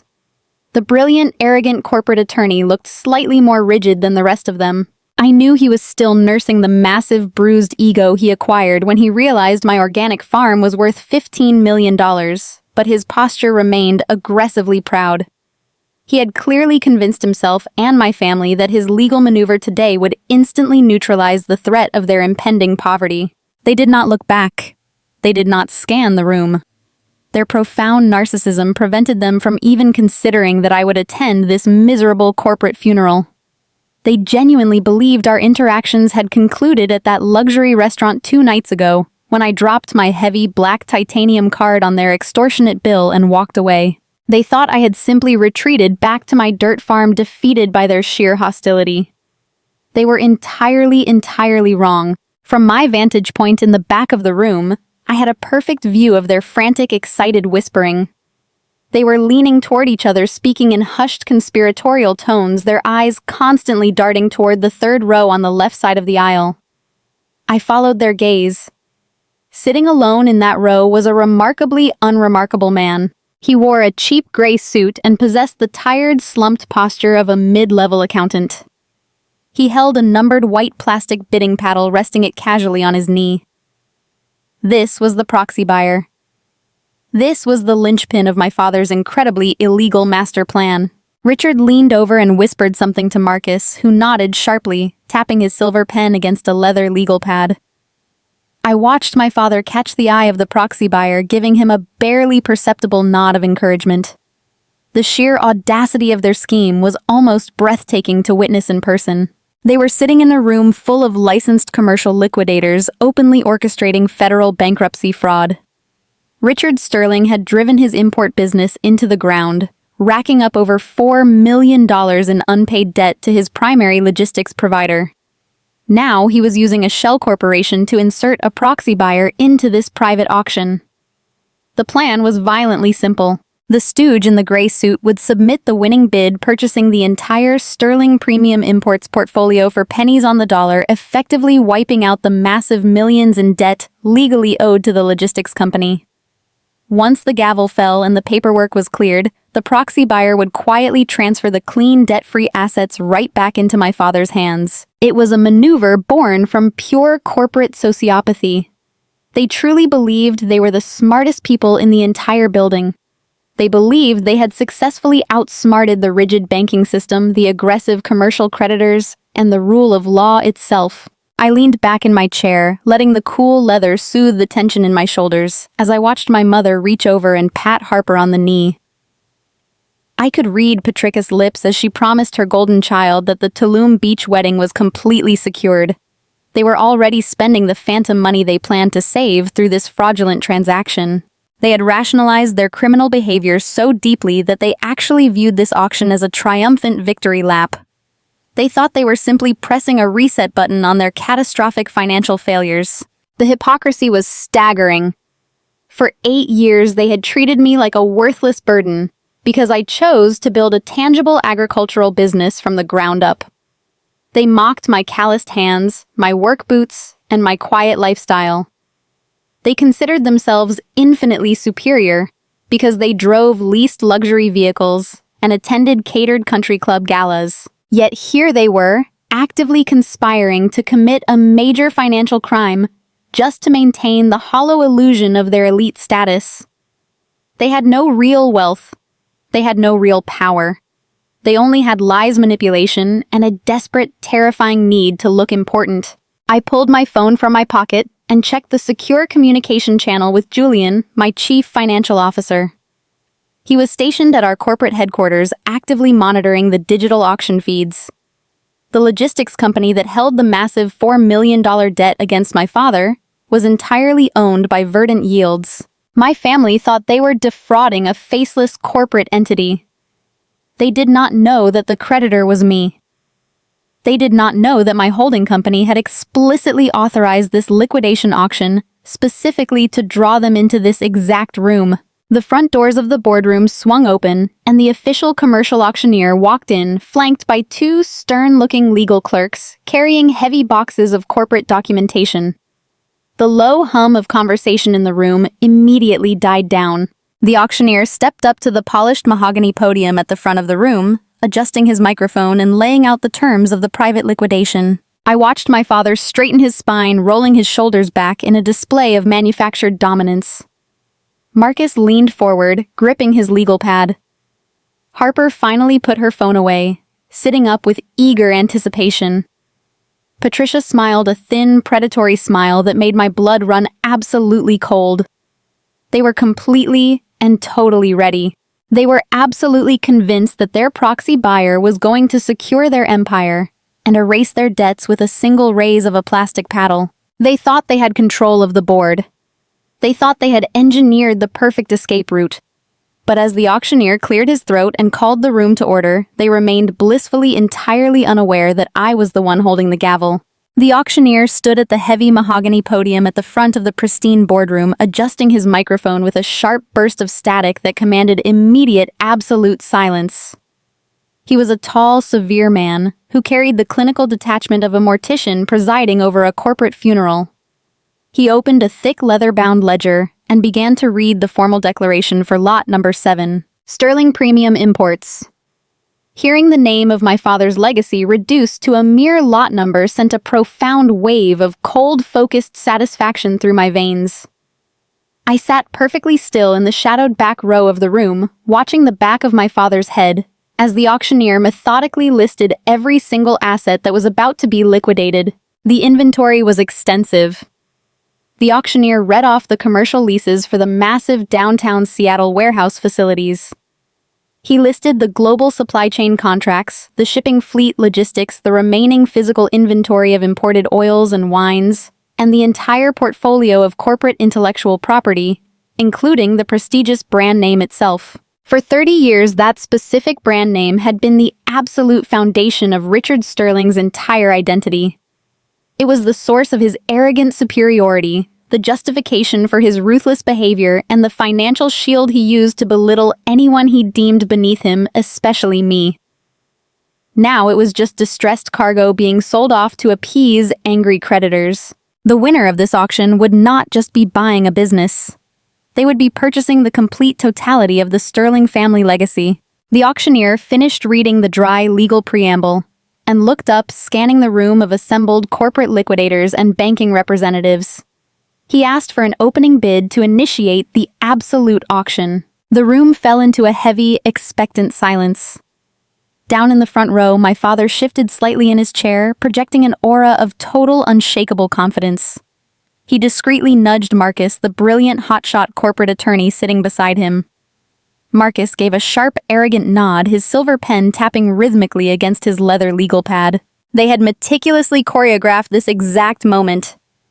They genuinely believed they were the smartest men in the entire building, having successfully outsmarted the rigid banking system, the aggressive commercial creditors, and the rule of law itself. In the third row, the remarkably unremarkable man in the cheap gray suit slowly raised his numbered white plastic bidding paddle. Paddle number 42. This was the proxy buyer, the linchpin of my father's incredibly illegal master plan. He cleared his throat and spoke in a loud, clear voice, offering exactly $1.2 million for the complete asset portfolio of Sterling Premium Imports. The bid was an absolute insult. It was a pathetic, microscopic fraction of the $4 million the company legally owed to my logistics firm. It was literally pennies on the dollar. But it was exactly the number Richard had calculated. It was just enough capital to satisfy the absolute minimum legal requirements of the bankruptcy court, while allowing him to wipe out his massive debt and maintain control of his company through his illegal proxy. I watched my father's shoulders drop in a display of profound, immediate relief. He leaned over and whispered something to my mother, Patricia, who smiled a thin, predatory smile. She reached over and patted Harper on the knee. Harper was actually beaming, looking down at her phone, probably finalizing the extravagant floral arrangements for her destination wedding in Tulum. They genuinely thought it was over. They thought they had won. They had rationalized their criminal behavior so deeply that they actually viewed this fraudulent transaction as a triumphant victory lap. They thought they were simply pressing a reset button on their catastrophic financial failures, leaving the stupid logistics company completely empty-handed. The auctioneer scanned the room looking for competing bids. He called out the $1.2 million offer, asking if anyone in the boardroom was willing to advance the price. The heavy silence stretched on for 10 agonizing seconds. My father's smirk grew wider. He was seconds away from executing the perfect corporate theft. He had relied entirely on the assumption that Sterling Premium Imports was too burdened with toxic debt for any rational commercial liquidator to ever touch it. The auctioneer raised his wooden gavel. Going once for $1.2 million, he announced, his voice echoing off the polished walls. I did not move a single muscle. I kept my eyes locked on the front row. Sitting exactly 3 rows ahead of me, slightly to the right of the center aisle, was a woman wearing a razor-sharp charcoal suit. She was a senior acquisitions agent employed directly by Julian, my chief financial officer. She did not look at me. She did not hesitate. She simply raised her white plastic paddle into the air. Paddle number 87. $2.4 million, she called out, her voice slicing through the quiet boardroom with absolute freezing precision. The entire room seemed to physically jolt. The collective intake of breath was audible. Down in the front row, the smug smile instantly vanished from my father's face. His head snapped around so fast I thought he might injure his neck. He stared wildly in the back of the room, his eyes wide with sudden, suffocating panic as he tried to identify the woman who had just effortlessly doubled his proxy buyer's bid. My mother dropped her hand from Harper's knee, her spine going completely rigid. Marcus sat up straight, his legal pad suddenly forgotten, his corporate mask cracking violently under the sudden, unexpected pressure. They had never anticipated a competing bidder. The proxy buyer in the gray suit looked instantly terrified. He turned his head, looking directly at my father for instructions, completely abandoning the illusion that he was an independent commercial entity. Richard was visibly sweating now. I could see the damp sheen forming on the back of his neck and the frantic pulse beating at his jawline. He gave the proxy a frantic, sharp nod, gesturing for him to raise the paddle again. The proxy buyer swallowed hard, raising his paddle back into the air. $2.6 million. The proxy called out, his voice noticeably trembling. The auctioneer did not even have time to acknowledge the new number. Paddle number 87 went straight back up into the air. My acquisitions agent operated with the cold mechanical efficiency of a corporate executioner. $3.5 million, she stated, instantly shutting down the proxy's momentum with terrifying aggressive speed. A low murmur began to ripple through the boardroom. The other liquidators and bankers were leaning forward, suddenly fascinated by the brutal financial massacre unfolding in front of them. Bidding wars were common in this room, but this was entirely different. This was not a negotiation. This was a systematic execution. My agent was not hesitating. She was not calculating margins or assessing the room. She was operating on my direct orders to completely obliterate whatever artificial financial ceiling my father had constructed for his illegal scheme. I watched Marcus pull his phone from his pocket, his fingers moving frantically across the screen. He was desperately trying to calculate the damage. He had tied his own professional reputation to this family. He had promised his senior partners that marrying into the Sterling family would bring lucrative import contracts to their prestigious law firm. Now he was sitting in a public boardroom watching those exact contracts being aggressively auctioned off to a total stranger. The realization that Richard had lied to him, the realization that he was attaching himself to a sinking ship, was written clearly across his rigid, panicked posture. Harper grabbed his arm, seeking comfort, seeking reassurance that her luxury life was still intact, but Marcus physically pulled away from her. The cracks in their perfect facade were not just showing, they were completely tearing the structure apart. Richard was hyperventilating. He grabbed Marcus by the arm, shaking him desperately, whispering furiously into the lawyer's ear. I knew exactly what they were discussing.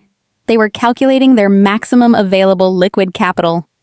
They had intended to use the fake $15 million valuation of my organic farm to secure a massive commercial bridge loan.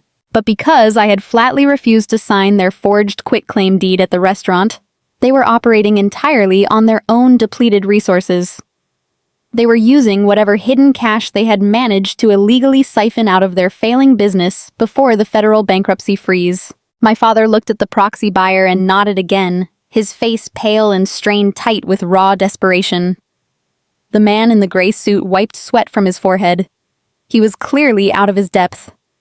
He stood up slightly from his chair, looking at Richard with wide, panicked eyes before raising his paddle one last time. $4 million. The proxy choked out his voice, cracking under the intense pressure of the silent room. It was a desperate, pathetic sound. It was the sound of a man emptying the absolute bottom of an illicit barrel. They had hit their absolute maximum limit. There was not a single cent left in their fraudulent slush fund. Paddle number 87 did not wait a single second. $5 million, my agent stated clearly, firmly, definitively. The number hit the front row like a physical detonation. Harper actually let out a small, sharp scream, her hands flying up to cover her mouth as she realized her massive destination wedding fund was entirely evaporating into the atmosphere. Patricia slumped back against her leather chair, looking physically ill, her face entirely drained of blood. Marcus was staring blankly at the auctioneer, his legal mind completely short-circuiting.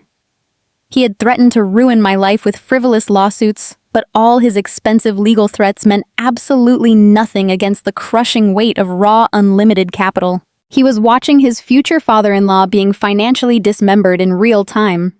And there was absolutely no legal loophole or clever corporate clause that could save him. The proxy buyer lowered his paddle, slowly resting it on his knee. He looked at my father and slowly shook his head. He was completely done. He sat back down and stared at the floor, refusing to make eye contact with anyone. Richard Sterling sat frozen in his front row seat. His entire body looked hollowed out, defeated, broken. He stared blankly ahead as the auctioneer called out the $5 million bid. The auctioneer asked for any further advances. He looked directly at the proxy buyer, asking if he wished to counter. The man in the gray suit simply shook his head again. The room was completely silent, save for the hum of the air conditioning and the sound of my father's heavy, ragged breathing. Going once for $5 million, the auctioneer announced. He paused, looking down at the front row. Going twice. The heavy wooden gavel rose high into the air, catching the bright, recessed lighting of the boardroom. Sold to paddle number 87. The sharp crack of the gavel hitting the wooden-sounding block echoed like a death knell across the polished room. It was over. My father had just lost his entire company, his brand, his inventory, and his legacy. He had lost it forever. His face turned a sickly ashen pale, his mouth hanging slightly open as the absolute reality of his destruction finally set in. He sat there in the front row, his hands trembling violently, entirely unaware that the daughter he had called a worthless dirt farmer was the one who had just bought his entire world. The sharp crack of the heavy wooden gavel hitting the sounding block echoed like a cannon shot through the dead silence of the mahogany-paneled boardroom. The sound vibrated against the polished walls and settled deep into the chest of every single person sitting in the room. Down in the front row, my father Richard physically flinched, his shoulders jerking violently as if he had actually been struck. The proxy buyer in the cheap gray suit practically collapsed into his chair, completely drained of whatever false bravado he had walked in with. The auctioneer, a man who had presided over hundreds of corporate funerals, did not miss a single beat. As he looked down at his official ledger verifying the final bid amount and the registered credentials of the winning paddle. Sold for $5 million. The auctioneer announced, his voice projecting clear and absolute authority across the paralyzed room. The winning bid goes to paddle number 87, representing the corporate entity, Verdant Yields, LLC. The name hung in the cold, conditioned air of the room. Verdant Yields, LLC. For 3 full seconds, nobody in the front row moved. Then the gears in Marcus, the arrogant corporate attorney, finally started to grind together. He sat up completely straight, his expensive pen slipping from his fingers and clattering loudly onto the hardwood floor. I could see the exact terrifying moment his legal mind recognized the name. It was the exact same corporate name printed on the state environmental inspection forms he had pulled just 2 days ago. It was the name of the agricultural holding company he had aggressively threatened to bury in frivolous lawsuits. Marcus slowly turned his head to look at my father, his face completely devoid of color, his mouth opening and closing without producing a single sound. Richard was staring blankly at the auctioneer, his brain entirely failing to process the information. Verdant yields, the dirt farm, the mud patch he had banished me to 8 years ago to hide his ultimate shame. Patricia gripped the armrests of her leather chair, her knuckles turning bright white under her expensive diamond rings. Harper stopped breathing entirely, her phone slipping from her manicured hands and falling onto her lap. They were completely trapped in a state of suspended disbelief, unable to comprehend how a vegetable farm could possibly possess $5 million in liquid capital to buy a global import empire. They did not have to wonder for long. Before the auctioneer could request the necessary signatures, the heavy double-glass doors at the back of the boardroom swung open with a smooth metallic click. The low murmur of the assembled liquidators and bankers instantly died down. I walked through the doorway, stepping out of the shadows and into the harsh, bright, recessed lighting of the corporate battleground. I was not alone. Flanking me were 3 senior partners from the most ruthless corporate litigation firm on the West Coast.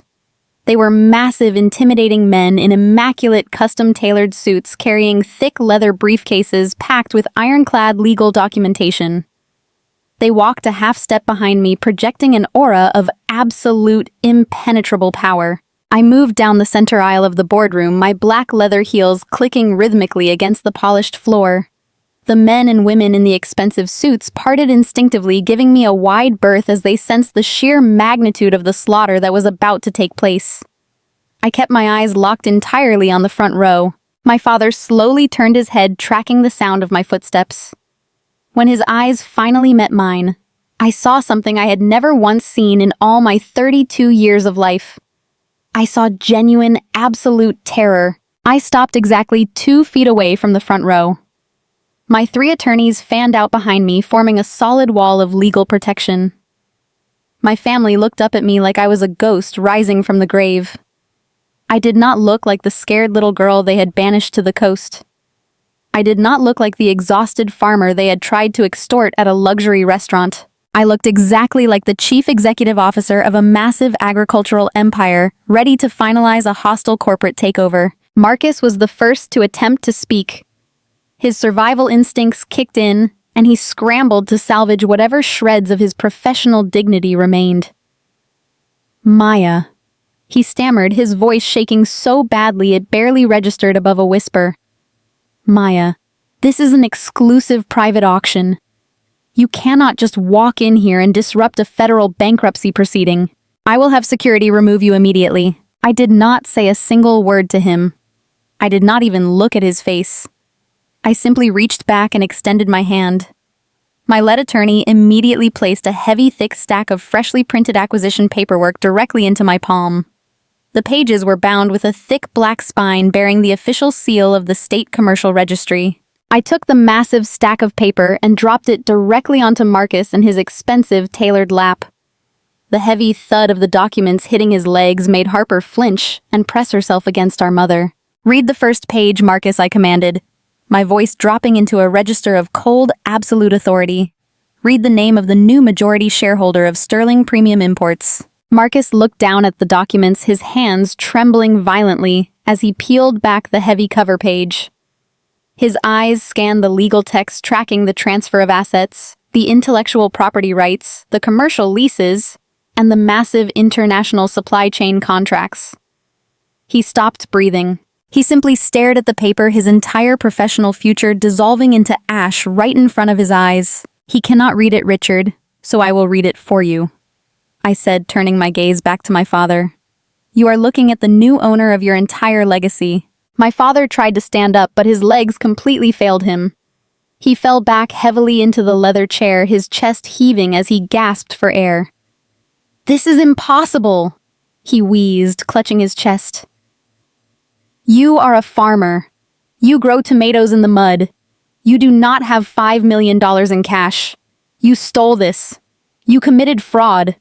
I will have you arrested, Maya. I swear to God I will have you locked up." I smiled. It was a slow, terrifying smile that completely silenced his pathetic threats. "Fraud, Richard. You want to talk to me about fraud? Let us talk about proxy buyers. Let us talk about shell companies designed to illegally funnel assets back to a bankrupt executive to dodge legitimate corporate creditors. Because you see, Richard, the only reason you are sitting in this room today is because your primary logistics provider forced your hand. They squeezed your supply lines. They demanded immediate payment on $4 million of outstanding invoices. They backed you into a corner so tight you decided to commit federal bankruptcy fraud just to escape. My father stared at me, his eyes wide, completely uncomprehending. "I bought that logistics company 18 months ago." I explained, my voice ringing clear and steady for the entire boardroom to hear. "I used a blind trust to acquire a controlling interest in the shipping fleet you rely on for every single drop of your imported oil. I saw your balance sheets, Richard. I saw the massive, ridiculous debt you were accumulating to fund Patricia's country club memberships and Harper's absurd destination wedding. So I simply stopped extending your credit. I was the one who demanded immediate payment. I was the primary creditor who forced you into this liquidation. I built the exact cage you are currently sitting in." My mother let out a loud, dramatic sob, covering her face with her hands. Harper was staring at me with a look of pure, unadulterated horror, finally realizing that the endless well of family money had completely run dry. "You forced me into bankruptcy." My father whispered, his voice hollow, devoid of any life. "You destroyed your own family. You destroyed this family 8 years ago." "Richard," I countered, taking a step closer, leaning down so he could hear every single word with absolute clarity. "You dumped me on a failing plot of land and expected me to starve because I refused to be your compliant little accessory. You told everyone I was a worthless failure. You spent every holiday, every family gathering laughing at my expense while you funded an absolute illusion of wealth. But while you were buying leased luxury cars and taking out high-interest loans to look important, I was building an actual, tangible business. I was securing commercial grocery contracts across the entire Western Seaboard. I was building a supply chain that generates tens of millions of dollars in verified annual revenue." I gestured to the heavy stack of paperwork sitting on Marcus's lap. "I just bought your entire life, Richard. I bought your warehouse. I bought your brand. I bought the legacy you loved more than your own daughter. And I did not use a massive commercial bank loan. I did not use illegal proxy buyers or shady legal loopholes. I bought your entire multi-generational empire using the spare pocket change I generated from the exact same dirt farm you banished me to." The absolute finality of the statement crushed the remaining air out of the front row. Marcus was staring at the floor, completely broken. Harper was crying silently, her makeup running down her face, her dreams of Tulum officially dead and buried. Patricia was shaking her head back and forth, unable to accept the reality that her golden life was over. And Richard Sterling, the great corporate titan, the man who had demanded I prove I belonged in his family, was weeping. Actual physical tears were rolling down his face as he looked up at the daughter he had thrown away. He finally realized the absolute catastrophic magnitude of his mistake. He had spent his entire life valuing the illusion of power, completely blind to the fact that I had quietly, methodically accumulated the real thing. He had lost his company, his status, and his future. He was left with absolutely nothing but the crushing realization that the worthless dirt farmer now owned his entire world.